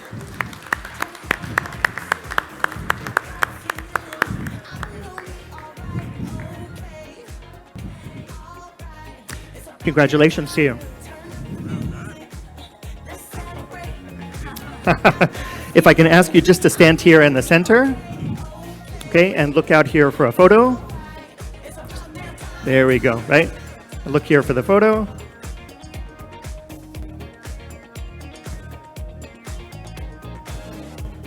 All right. Thank you again, sir. And congratulations one more time to Foxit. Okay, we have one more category to get through in this afternoon's Smart Pitch session. We are now going back to the future. This is the Future Forward category. Sentient IO, Innovative, Toto Sales, Remages, and Certus. If you can make your way to this corner of the room to get queued up and to be ready for the presentation. The category is Future Forward. Channel partners, however you define that, this is a leap forward. This is something you see perhaps for the very first time here. Sentient IO is our first nominee in the category. Join us up here on stage. Welcome to you. You know how this works? Hey, yep. You've got just 90 seconds. All right. Are you ready for us? Ready. Your time begins now. Right. How many of you have used ChatGPT and you really love it? Hands up, please. Right. Very good. But when I speak to enterprises, nobody wants to upload their documents to ChatGPT, right? We can do that. So we give you a private AI where you can upload your confidential company details into a private GPT. So if you want to put your GPT on premise under your table, you can do that, because that's what we do. The second thing is, the second very interesting thing is, we can also do it in a multilingual. So if you upload your documents in Indonesian, it can speak in English. If you upload the documents in Thai, it can speak in Japanese. So that's a very interesting capability that we have. The next thing that we can do is we can make our GPT forget. How many of you tried making ChatGPT forget? You can't do that. We can. So if any of your documents needs updating, all you need to do is remove it from our GPT, and then you put in a new one, and it's updated. That's really cool. And not only that, we can do that at $10 per user per month. And that's the catcher. Thank you. And thank you. You can walk out this way. Yeah. Up next in the Future Forward category, Innovative Solutions, if you'll join us up here on stage. Welcome to you. Hi, testing. Testing. Are you ready for us? Yes, sure. All right, you've got 90 seconds. Good afternoon, everyone. I didn't say go. I'm waiting for you. Yeah, okay. Good afternoon, everyone. No, I didn't say go. You said okay. Go. Your 90 seconds begins right now. Good afternoon, everyone. I'm Joe from Innovative Solutions. It's an AI company specializing in identity assurance solutions. Yeah. Since 2011, we have been committed to help digital businesses prevent fraud by verifying their identities. Originally established as an enterprise software solutions provider, we have dedicated the last 6 years in pioneering advancement in eKYC technologies as well as AI research. Today, we are proud to be Malaysia's largest eKYC provider and the leading non-government eKYC provider in Cambodia as well. Our reach extends across the 10 Asian countries, supported by our offices in Malaysia, Singapore, Indonesia, and Cambodia, as well as our representatives in Brunei, Philippines, Thailand, and Vietnam. At Innovative, we are principal technology providers for eKYC components ourselves, driven by our own internal AI research. Our state-of-the-art R&D labs are dedicated to develop new AI technologies, and we also hold several patents in the eKYC space. We are ISO 27001 certified, ensuring our solution meets the highest standards of security and reliability. We are actively seeking business partners in the ASEAN region. We invite solution integrators, custom enterprise solution software developers, transformation consultants to join us. Time is up. All right, thank you. Please come visit us at booth B61. You try to steal extra time in the beginning, you try to steal extra time at the end, but it was a great presentation. Thank you very much. Up next in the Future Forward category, I want to welcome to the stage Toto Sales. Welcome to you. Hi.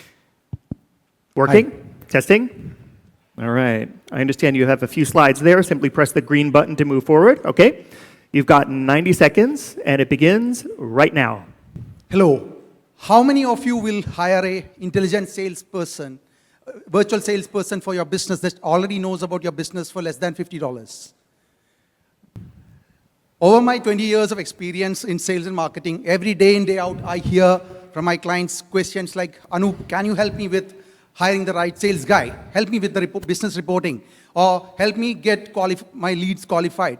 All this I've individually done as a consultant, but today we have a solution.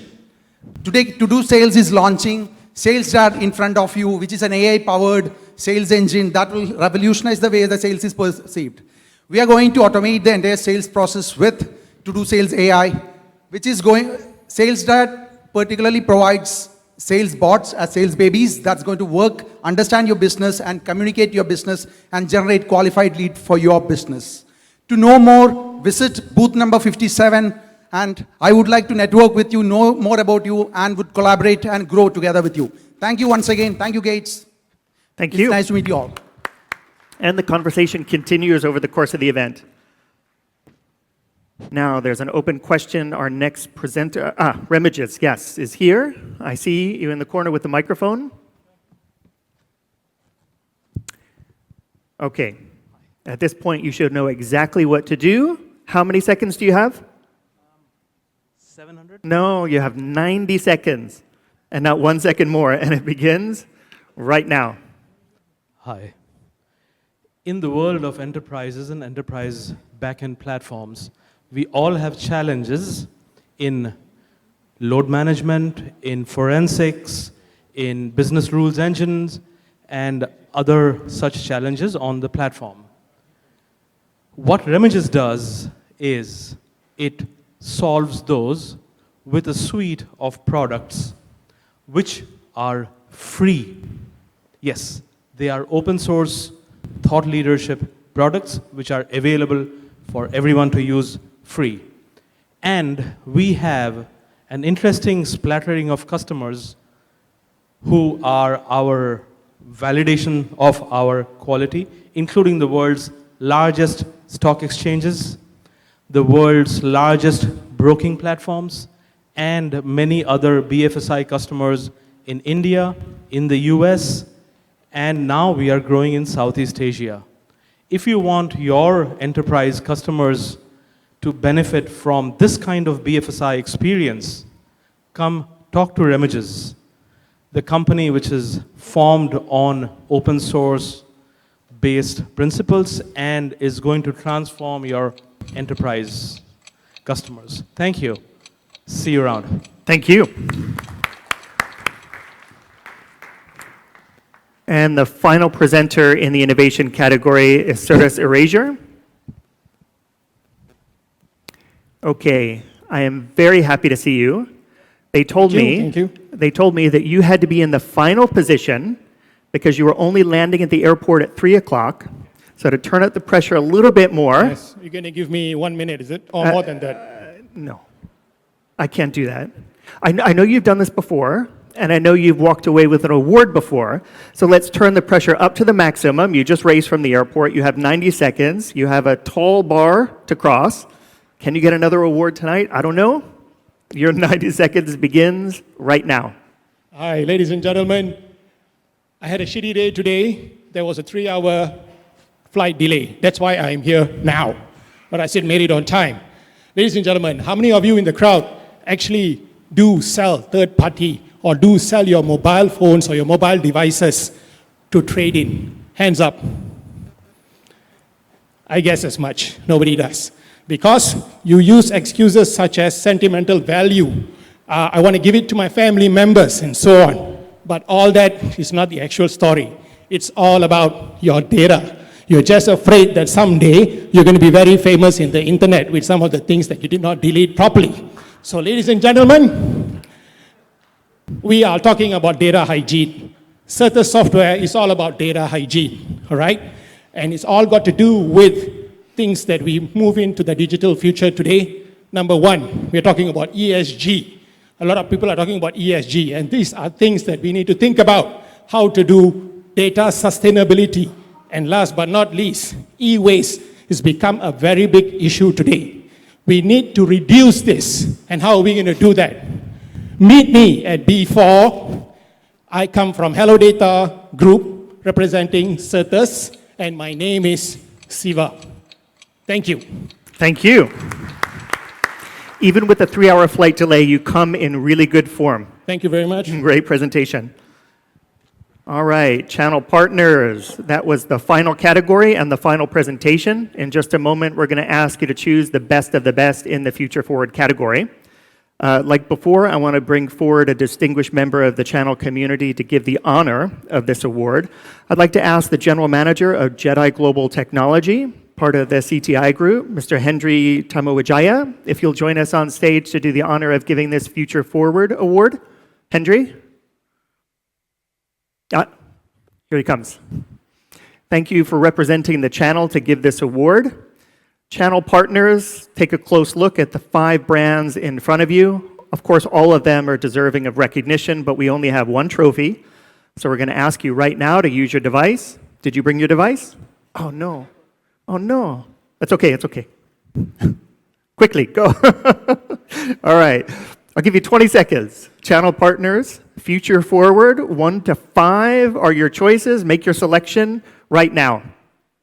Press 1 for Sentient IO, 2 for Innovative, 3 for Toto Sales, 4 for Remages, 5 for Sodas Erasure, the Future Forward Award winner. You have 7 seconds to make the selection if you haven't already. All right. What do you think?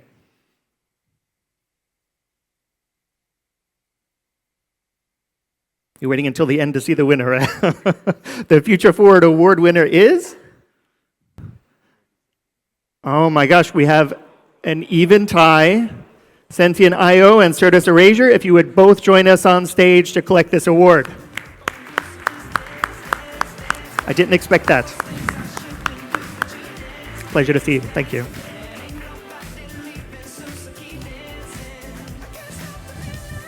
Hey, congratulations to you. It was worth the trip.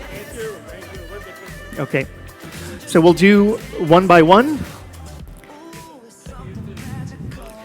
All right, we'll do separate photos first, okay? If I can ask you to stand in the center here. You've collected awards before, you know how this works. Here, there you go. If we can get together.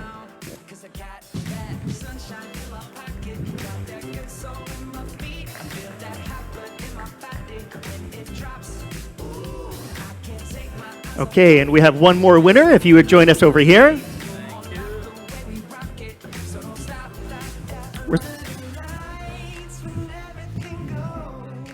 Okay, if you can stand on the X here, and you just look out at the photo.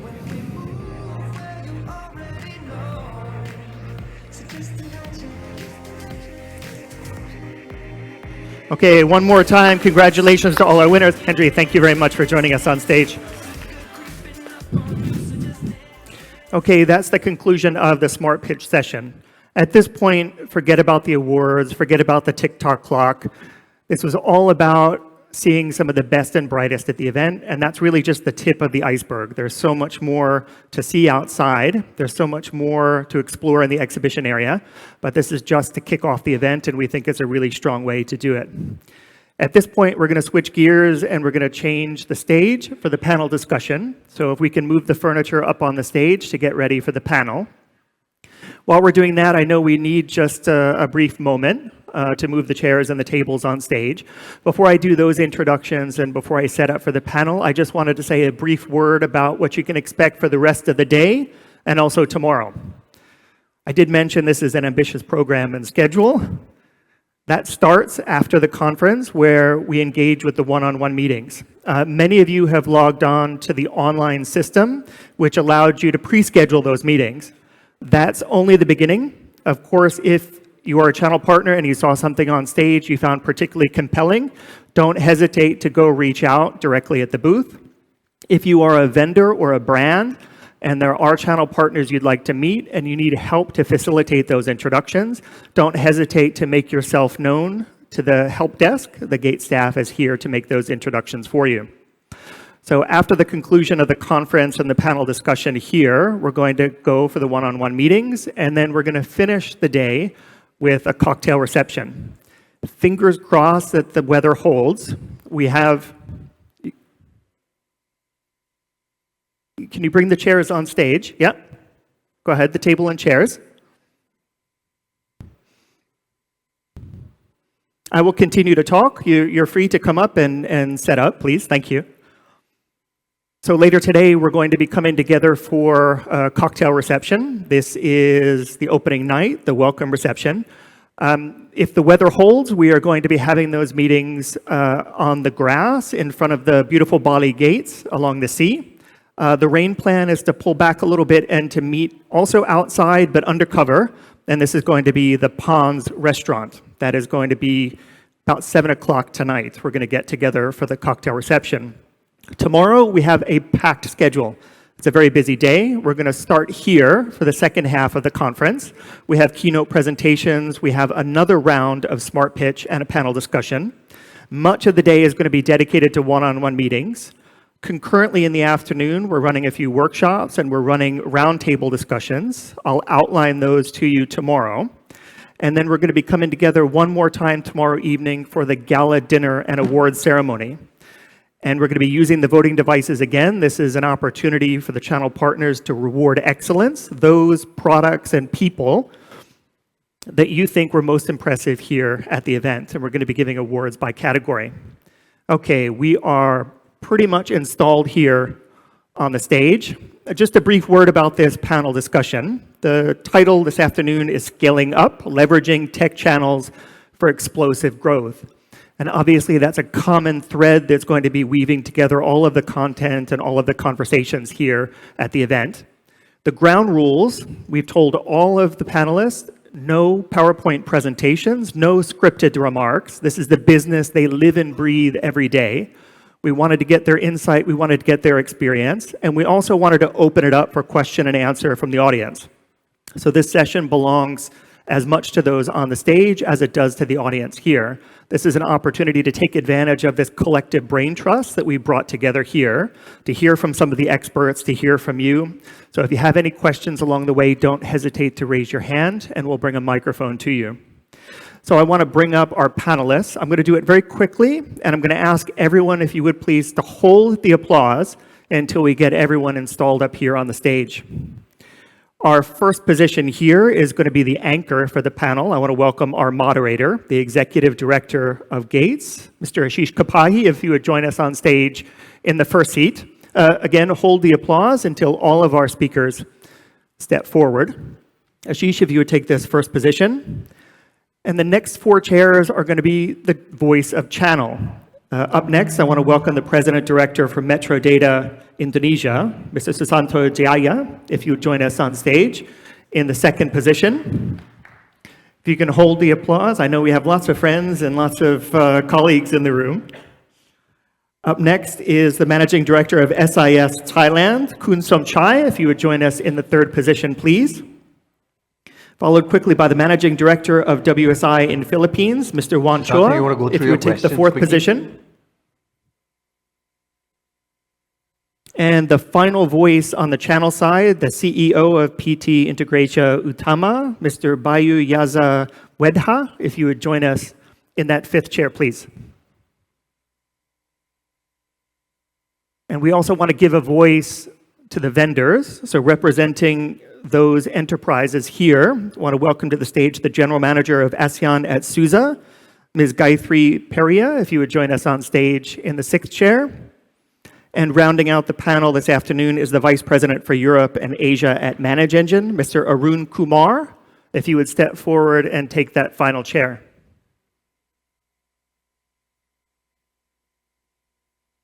Okay, we have all of our panelists on stage.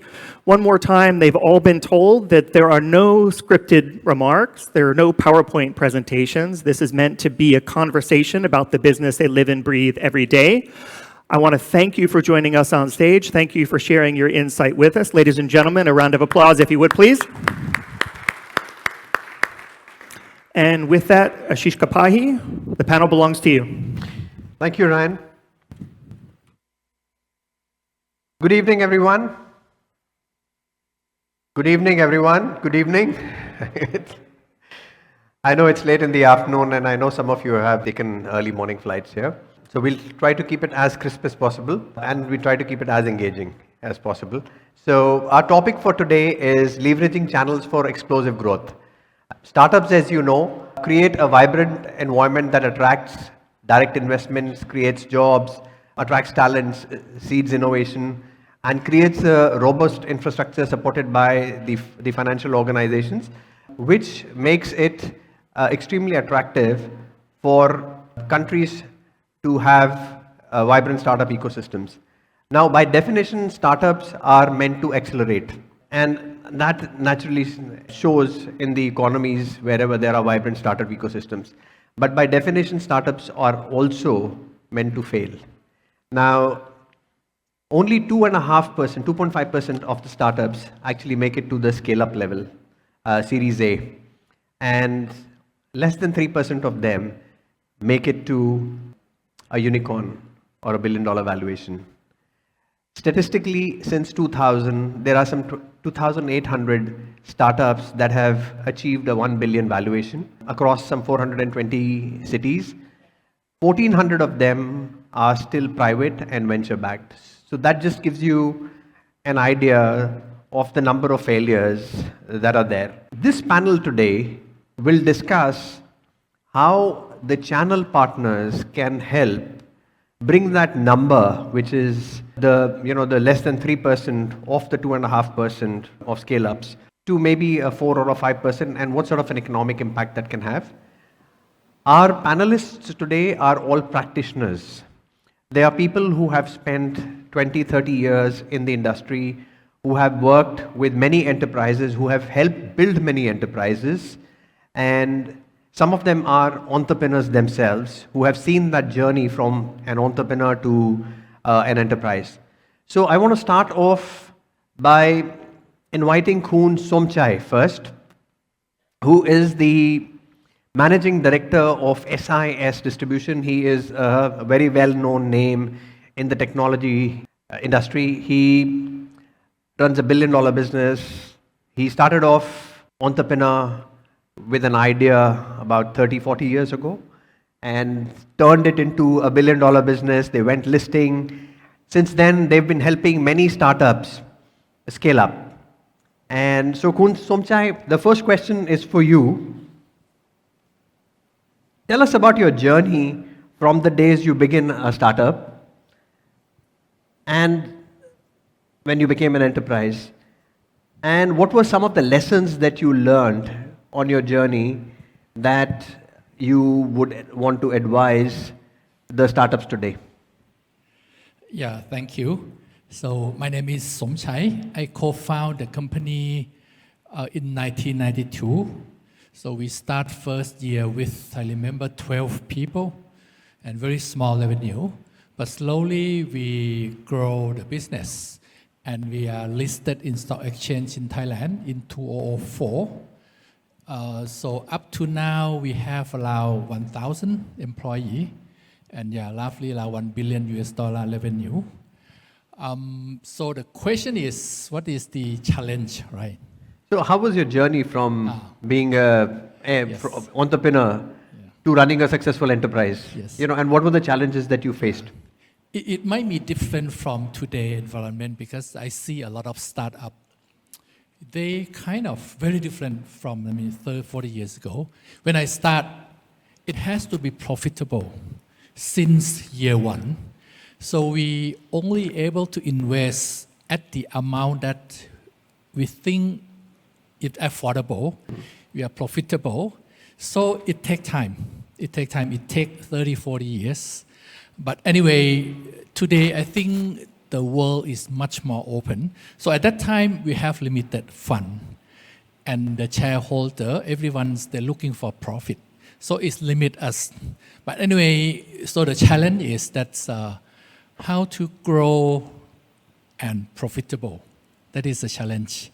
So the first few years is about the business model. We are very struggling to prove whether what we are doing is the right thing or not. We don't know. No one knows for a new business. But after a while, we're quite sure that this business model is okay. So okay, now quite relaxed, we continue. Of course, the second phase is, actually from day one, is always the capital. We don't have enough capital. Also the people, especially in the first few years, it's very difficult to recruit a staff. And talent is always shortage. Then when we listed, that's why we listed in stock exchange, then we have enough capital. People still a problem. So if you ask me, what is the challenge along the way, it's always the people. Even up to today, I have 1,000, is still talent recruitment is still a challenge, yes. The people challenge, you said, is, do you think even now we have the same challenge with startups? Yes. That they're not able to get the right resources? Yeah, not enough resources. We have a lot more opportunity, but we cannot recruit people to grow the business. So Khun Somchai, I know that you work with many startups now, and you probably have 100 odd vendors that you work with. But what do you see in a startup today when you take them on as a product? And do you also invest in some of the startups or sort of get involved in startups when you believe in them? Yes. So would you be able to tell us what do you see in a startup? Yeah, well, I think as a company, when we want to grow the business, this is the principle of growth. We grow in two areas. One is that we recruit more and more reseller because we are kind of help the vendor to grow. So we have to expand our business. Last year, we sell to about 10,000 resellers and continue to grow the number of resellers. That's why we have 1,000 people across the country. But on the other hand, we also have to expand the product. So we now work with about 200 vendors, big and small. So we have to continue to also looking for opportunity on the product. Because once we have 10,000 resellers, when we have a product, it's quite easy. Our vendor also enjoy what we have. Now come to your questions. I like to say this. For the product, there is a life cycle of the product. Everyone know there's 5 life cycle from beginnings and the first, that's the product just invented, and followed by the first user. If you cross this, then the product will grow. So what's a distributor like us want? The first phase, when you just invent the product, you don't need any partner. I don't think so. You go by yourself, sell to the customer by yourself, because that period, the product hasn't proved yet. So many companies come to us during that period, but their product is still very unstable, very unsure. That is not the thing that you want us to scale at that point of time. Even the second phase, when the product is more stable, but very few users use it. And then we are still also not sure whether it will cross to another phase or not. At that time is also too early, but I think we are a very few company, because I also love technologies. If we agree that it will fly, I'm open to invest. We do help many startup at this stage to bring them cross. So once they cross the chasm, there is I forgot the name. He explained this as a crossing the chasm. If you cross this chasm, it will go. It will under tornado. So yeah, under tornado, everyone will come. Everyone willing to help you. But those who really bring you cross the chasm is a challenge. That one. So it's one of our role. So if anyone has a product that's already quite good enough to bring into the big markets, we can help. Yeah. Do you also mentor any of the startups that you believe in? If there is a particular technology that you believe in, would you also invest in mentoring them? Some of them. Yeah, some of them. That some they don't have capital. Yeah. Thank you, Khun Somchai. I want to move to the other side of the fence, and I want to invite Arun Kumar, who is the Vice President and Regional Director for Manage Engine, a Zoho Corporation organization. Arun, you have been an entrepreneur. You've had a successful exit. And after that, you've joined an enterprise. And you have seen that enterprise grow from being a startup, almost a startup or a scalable stage, to one of the largest organizations in the world. What was your journey like as an entrepreneur? How was it different when you worked for an organization which became an enterprise? And currently in Zoho, how do you engage with startups? Okay. So good afternoon, everyone. I am Arun, and this month is my 20th year in Zoho Corporation. So every business today, they definitely don't run out of ideas. It's always the time and the cash flow, and both are directly proportional. So you either run out of cash and you don't have time. So what's important, particularly given that there are a lot of scale-ups and startups here, it's important you take the right steps at every time. Makes a big difference on how you can actually grow the organization. So giving some examples, a lot of scale-ups today try to go global. The same is what we also did in Zoho Corp. But we need to understand what are the challenges comes in when you go global. Because for us, when we started Zoho Corp back in 2002, 2003, for the Manage Engine division I worked, anything on the right side is Asia and anything on the left side is Europe. We treated all markets equal, but that's not the case. Right? It comes with different challenges. For example, Malaysia is very different to Vietnam. Ireland is very different to Germany. Put things in simple examples. If you look at, for us to go into Vietnam, we need to completely translate all the products, the website, the content, the GTM, the knowledge base, but that's not required when you want to go to Malaysia. The same applies if you want to go to Germany, but it's straightforward in Ireland. So for a startup, when you are in a very young stage, it's very important you have the momentum coming in with you. How do you get your first 50 customers? How do you get your first 100 customers? It's relatively easy in Malaysia because heavy lifting is light. But if you want to go to Vietnam, the heavy lifting is huge because you are fighting time, but you also have to build momentum. So one important thing which I look at from a startup standpoint, it's always important you get the right market fit and you also have the momentum and the traction you wanted to go into each of these markets because runway becomes very important. A very valid point from an entrepreneur, you see, cash flow, being profitable makes a big difference. The second thing, channel plays a vital role, we all know that. But for Zoho Corp, what we have understood in the last 20 years, not all resellers, not all system integrators, and not all VARs can be your partners. Right? So you have to pick and choose partners who can complement your strength and weakness. Plays a big difference because 20 years before we were addressing an SMB market, we were not enterprise. And it's all volume business we ran with. And working towards the like of Ingram Micros and SHIs and software ones, you're all great, can sign contracts, makes news, but the traction doesn't happen. Because you are a small dot in their ocean. Partners equally needs to see some kind of momentum when they work with vendors. So they have to see how do you get fast to the first 1 million, how do you get to the first 10 million.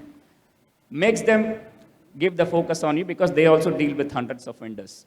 But for us, what worked at that time is small partners, niche players who carried the right technology expertise, carried the domain values, helped us to build the momentum.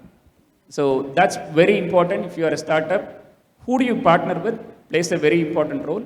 And more importantly, what market you get into, you have to do a lot of research. We were an Indian HQ company, but we never operated India in the first 10 years. Because technology adoption in India was not there. You spend a lot of money, you do a lot of GTM, you hire people and you go and put a lot of effort in India, you won't see results in 2010. Absolutely no IT adoption in SMBs. Only enterprises were using IT.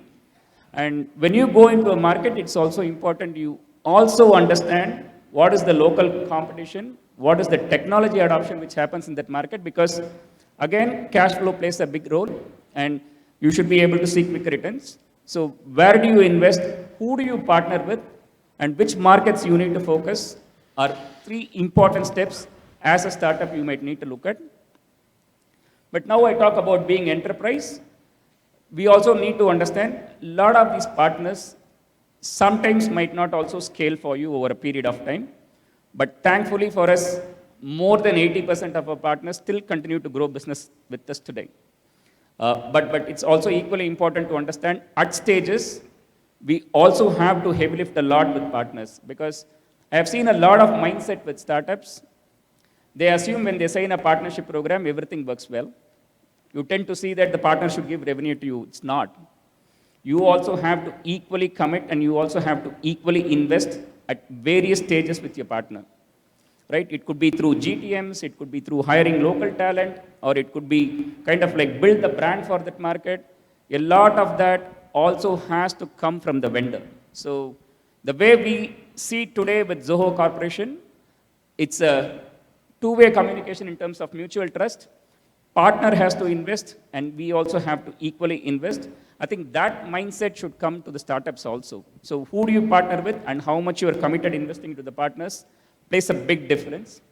And what do we do for scale-ups? I think one way I put it, if you are a technology producer, I think the first thing you might need to do is you have to consume technology. So we give a lot of free tools from Manage Engine to startups, but Zoho in itself runs a startup program where they give probably maybe a year or so kind of like complete access to all the products. The reason being, we want them to adopt these tools and technologies to ensure they have a business process in place, right? So today, if every scale-up looks at, you wanted to go global, every country comes with some kind of a regulation, compliance, every industry comes with some kind of a standard, and you don't follow to these complaints, you don't follow to these standards, then they don't do business with you, right? So, can understand the first few years for a startup, the focus is always getting the product right, but the moment you hit the product right, you can't then build a process to it. Your process has to start from day one.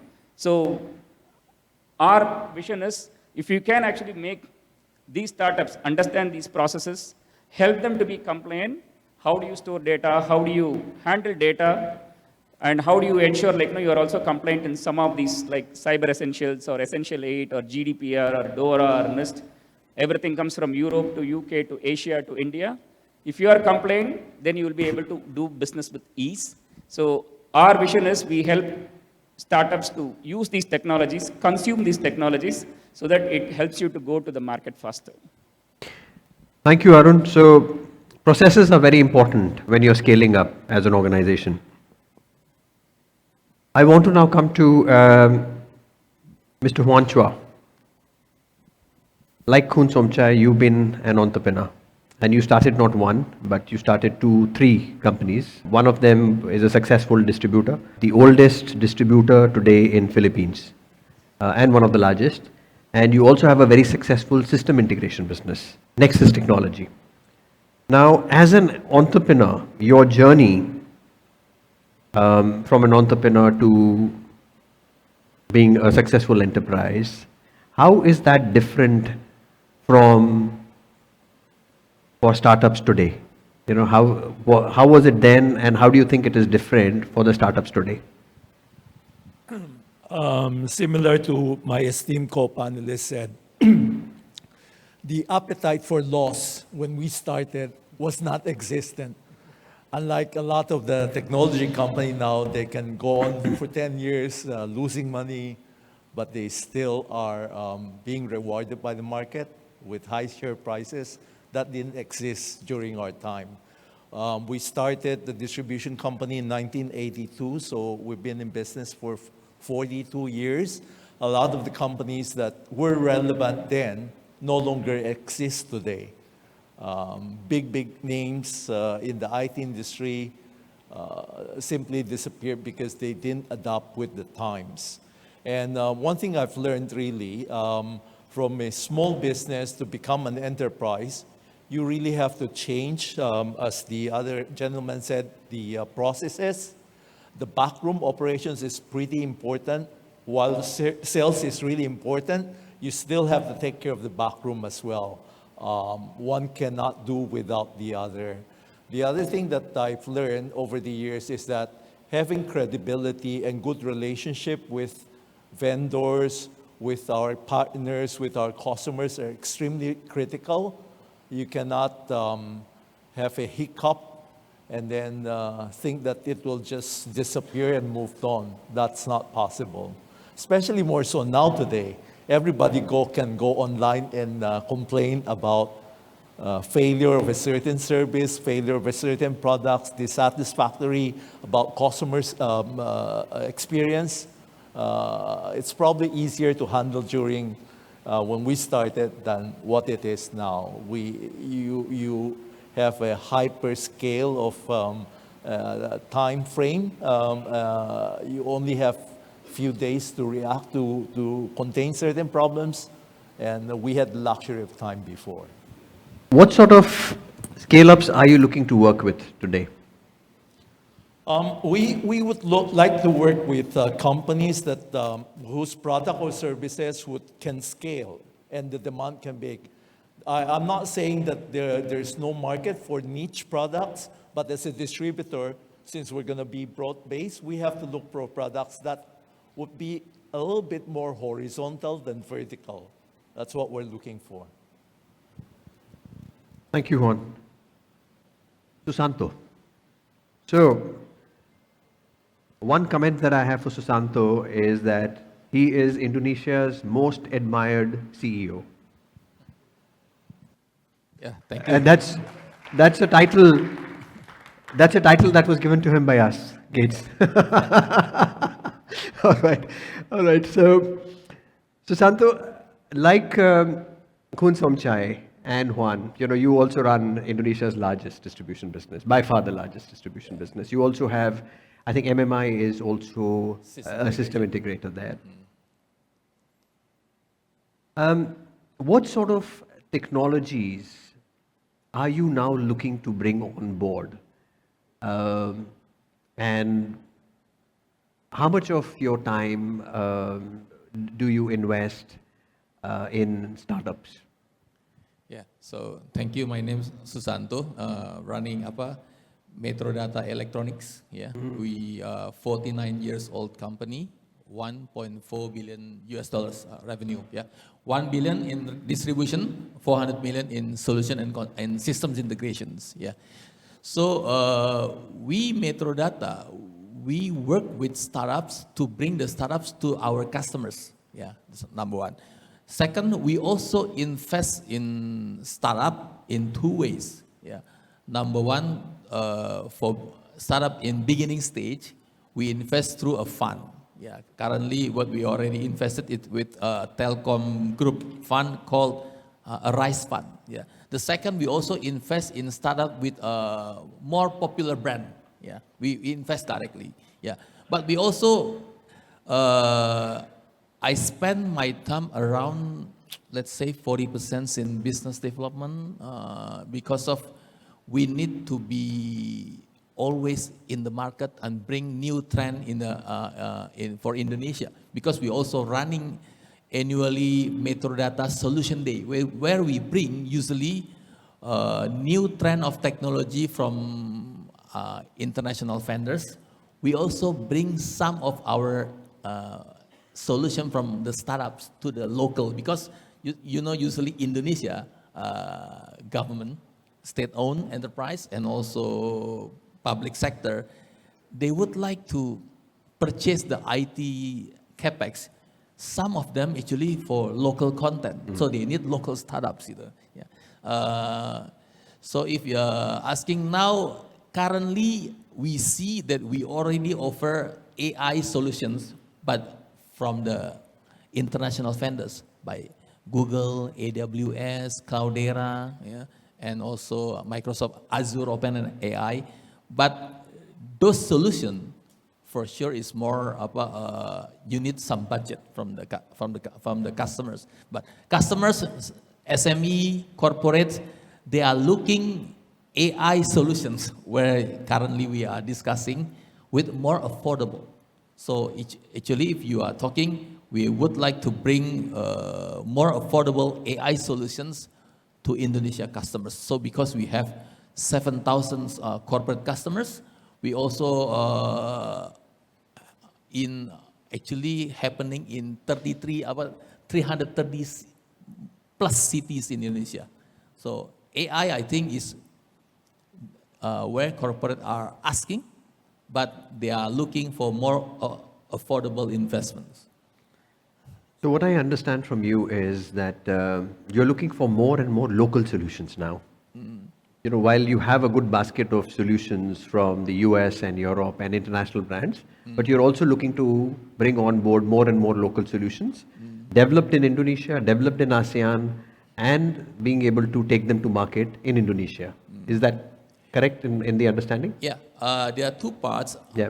We're looking for local solutions because of the government spending. They are talking local Indonesia content. Yep. But we also bring, let's say, more affordable solutions to corporate customers.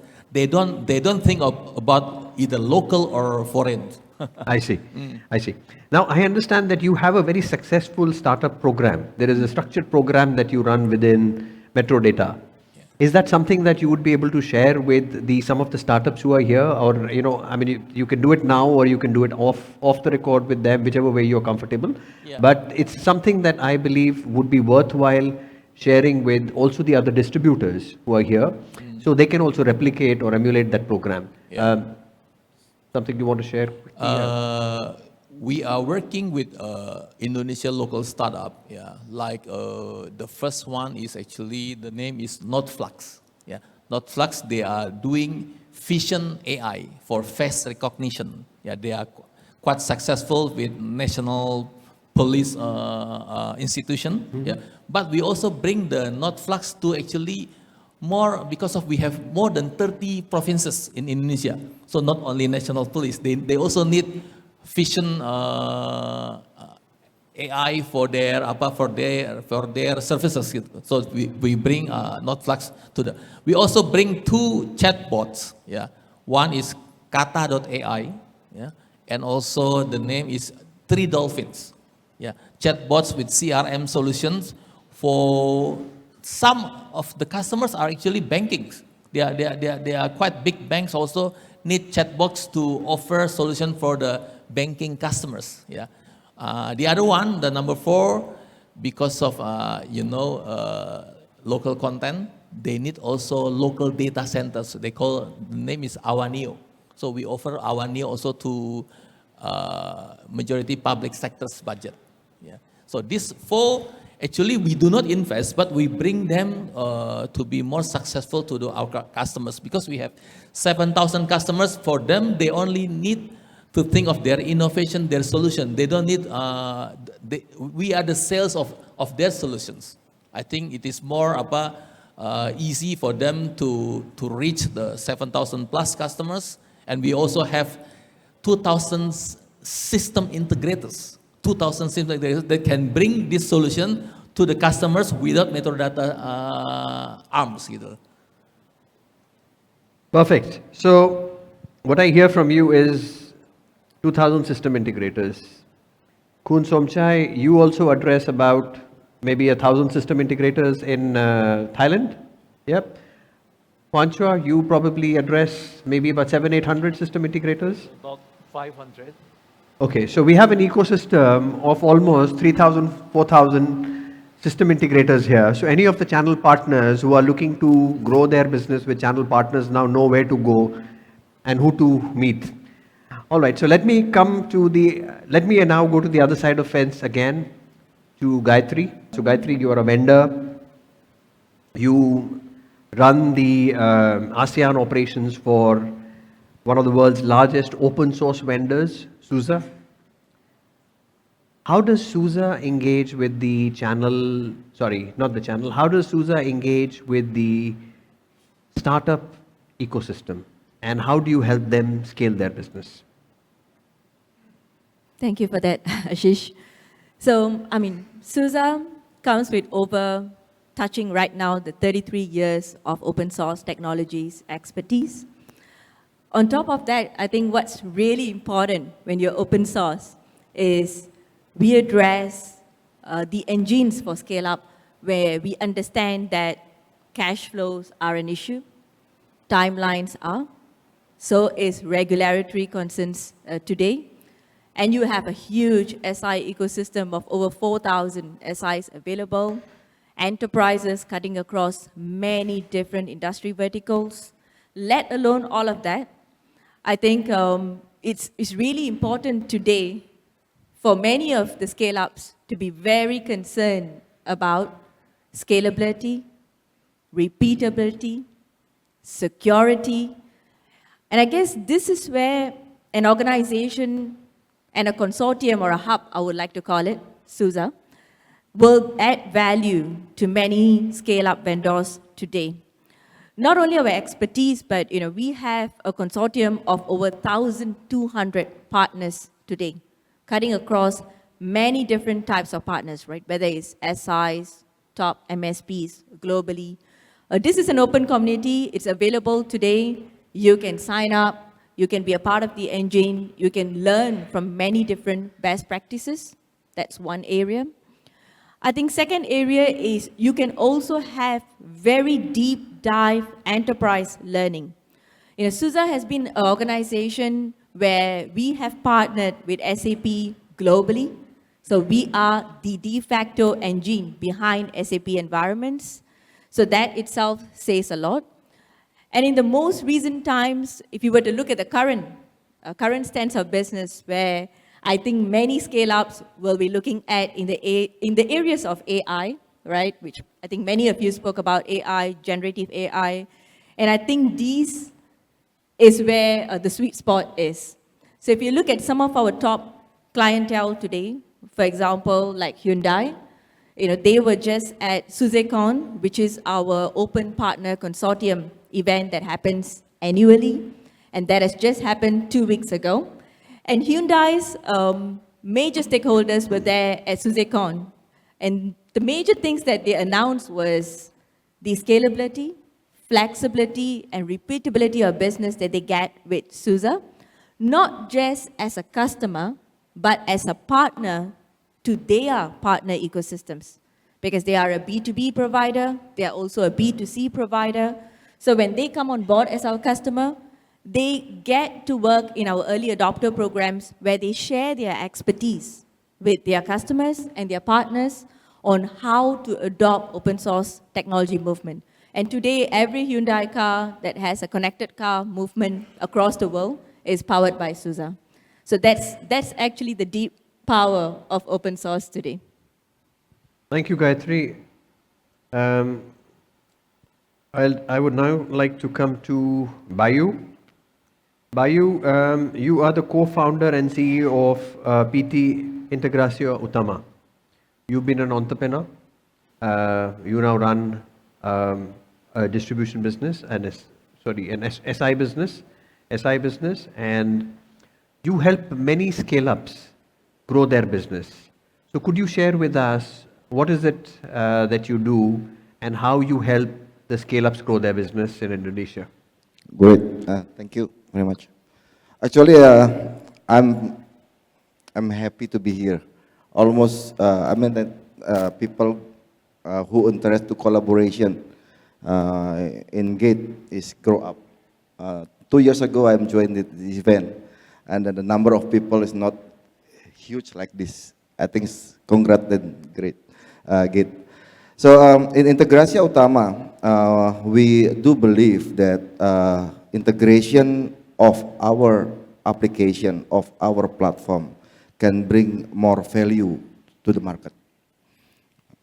Our focusing in Integrasia is geospatial and IoT. So, and then we do also believe that startup company do not need to develop everything from the scratch. So we can collaborate our engine, we can collaborate our platform to make faster go-to-market strategy. That's what we did in Integrasia. So we share our framework, we share our engine to other startup company or other company that will bring them go to the market more faster than before. And then again, we are not only focusing on the integration of the startup solution, but also we have another model of the ecosystem that helping the have a partner to go to the market strategy. So we have a channel partner who help the integration of the startup company platform to go to the market. Yeah. So both of the model that we bring that hopefully will be contribute to make a more startup company go to the market strategy. So that is what we did. Thank you, Bayu. Now, in the interest of time, I'm going to ask you all one question, and it's a rapid fire round. So You have to answer that question in 60 seconds, all of you. So, so what is that one thing that you would advise the startups from your experience? So let's start with you, Susanto.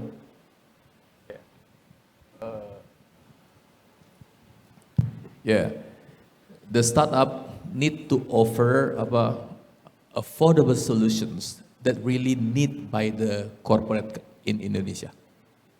Okay, thank you. Khun Somchai?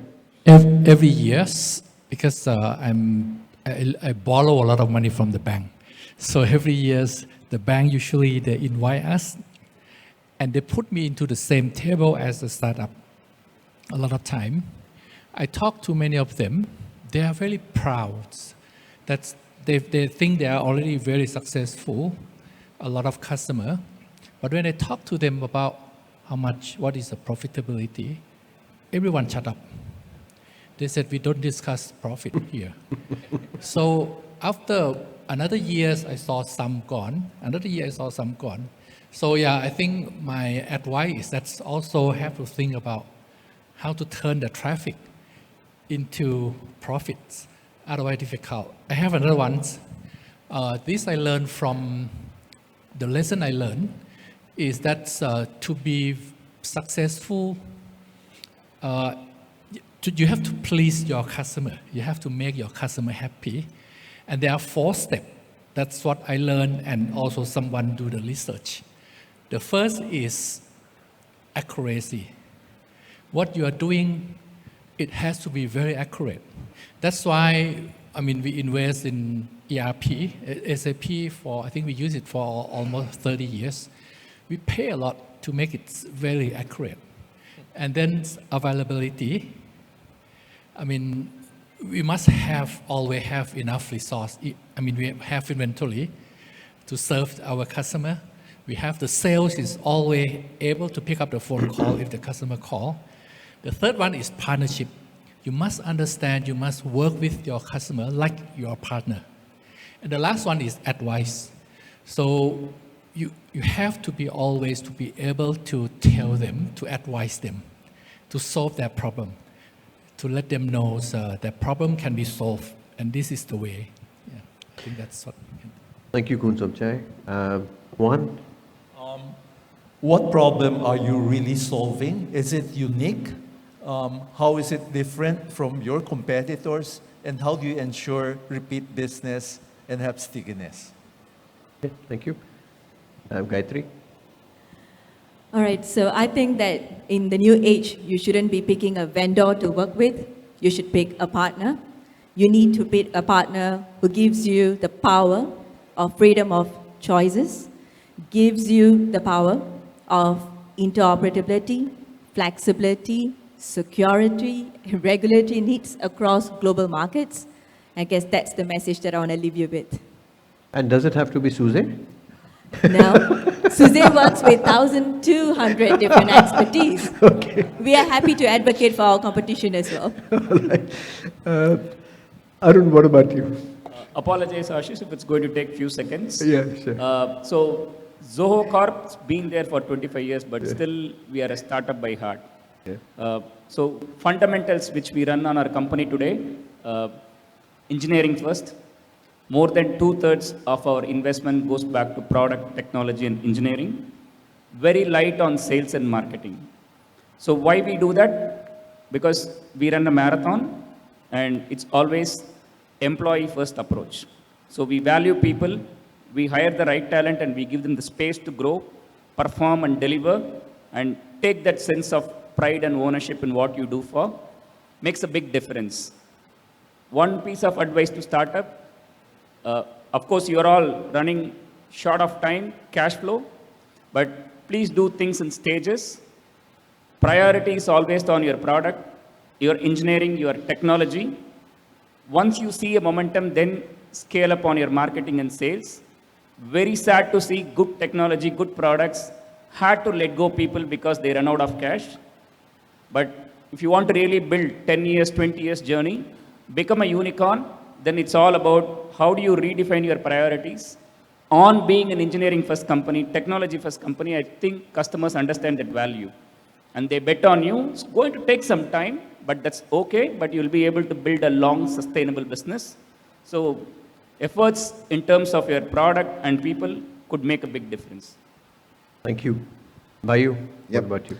I think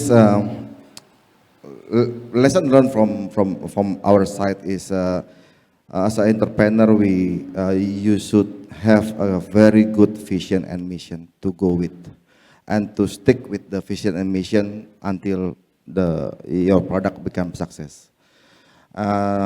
Beside of the value proposition, beside of the human resource, also the important thing is you have a right partner to work with, to grow together with you, to deliver your dream, deliver your startup company, become a big company. So that's it. Thank you. So we have about 2 minutes left, and I'd like to now open the questions for the floor. So if there's anybody on the floor who wants to ask anything, please raise your hands.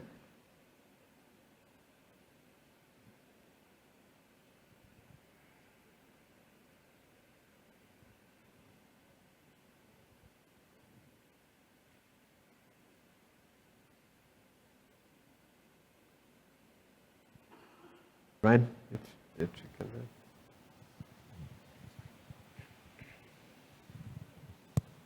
Thank you very much, Mr. Moderators and the speakers. I have one question, and this is the most challenges that we face in the ASEAN's member state right now, I assume. Yeah. It is when does the company really ensures that it is the right times to do the research in their own companies? So research in-house, because without research, it is you can lose the competitiveness on your company. That's my questions. And then when we heard from start from in the morning up to now, there is a company, there are companies who wants to support this startup, and then until what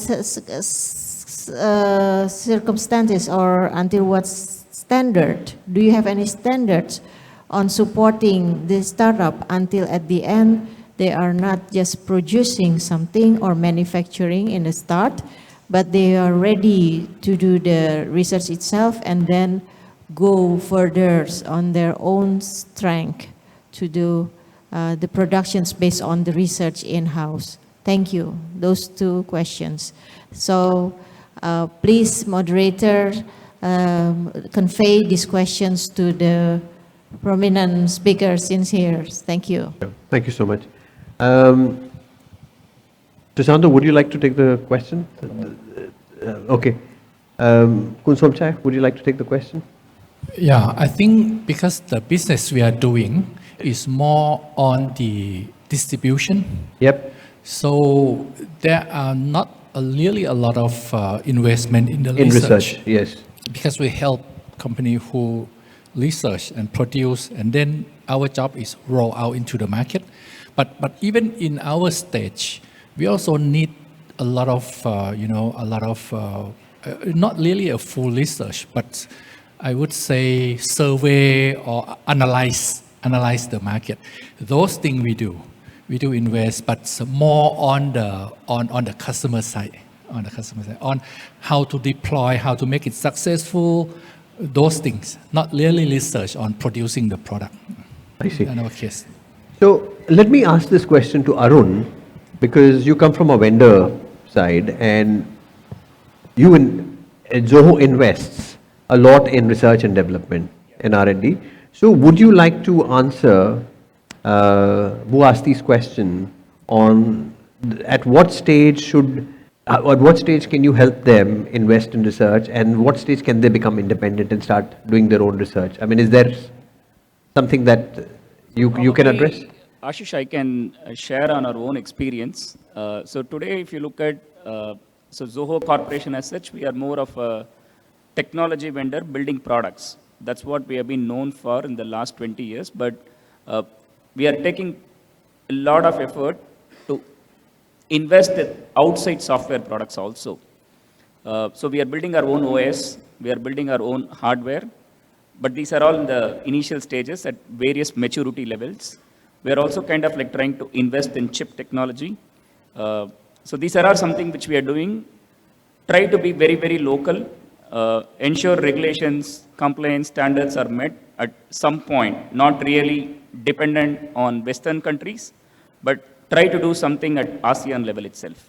So how can we invest in R&D, improve the overall economic status of the country, the society, as well as how do we truly become independent by building the entire circle of like, how a technology company can run. So these are some initiatives which we do today as part of our R&D initiatives. And other thing which we try to do is we also kind of like focus a lot on rural development, which is actually part of like hiring local talent outside major metros, right? So this might not be applicable to certain countries, but can apply to a lot of countries in terms of how do you attract talent pool, not really depend upon the major metros, which is kind of like already too competitive and also becomes a big challenge in some terms of sustainability, talent retention and all. So one of the questions he was talking about was getting the right talent becomes a big issue. For us, we don't actually hire from top colleges. We don't actually hire from the major metros. More than 70-80% of our hiring goes back to tier 3, tier 4 cities. But what we do today is we kind of like give them the space, we kind of like give them the time, and we also make sure we also work remote outside the city so that they also build and groom the local economies of the region. Invariably, what it helps you is, it also helps that local economy to develop, and also invariably kind of like helps you to do a lot of research development in various different parts of the world which are still underprivileged. So these are some initiatives which we do as part of Zoho. Might not be a direct answer to you, but in a way what I'm trying to say is, at every level, every distributor or every system integrator or every enterprise should start thinking of like, how do you really build a sustainable business model, putting a lot of focus on R&D efforts, think outside to what you do, hire people outside to the standard models, what we do, kind of like bring equality into the society, also helps to contribute the overall economy of that region, if that helps. Thank you, Arun. Did he answer your question? Yeah, thank you. So we've just run out of time. I want to thank all the panelists here. Each one of them is a practitioner, so they have real-time experience in working with channel partners, they have real-time experience in working with scale-ups, enterprises. They've helped many of them, probably hundreds and hundreds of them over the last 20, 30 years. There is a huge opportunity for all the scale-ups and the startups here to interact with them. Do you want to do one-on-one interactions with them? Please feel free to meet up with them during the course, and the next 2 days they will be here. And can we give them a big hand of applause, please? Thank you. Yeah. If I can ask all the panelists to remain on stage, if I can hold you just 5 minutes to take a photo together after, because I realize the minute I release you, I'm never going to get you all back together again. So if you can just hang here for a moment. Those of you in the audience, that is the conclusion of the conference this afternoon. Check your individual agenda. It's on the back of the badge. Some of you might have pre-scheduled one-on-one meetings. Others have an opportunity to explore in the exhibition area. We're going to conclude and ask you to move out to the exhibition. We also have a coffee break open so you can get some refreshment. So you have about 2 hours for those meetings, and then we're going to be coming back together again for a welcome cocktail, which is going to take place in the gardens outside. So one more time, I want to thank all our panelists. Congratulations to all our award winners. And last but not least, everyone, all the participants and attendees, thank you for joining us. Enjoy your afternoon. Juan, if I can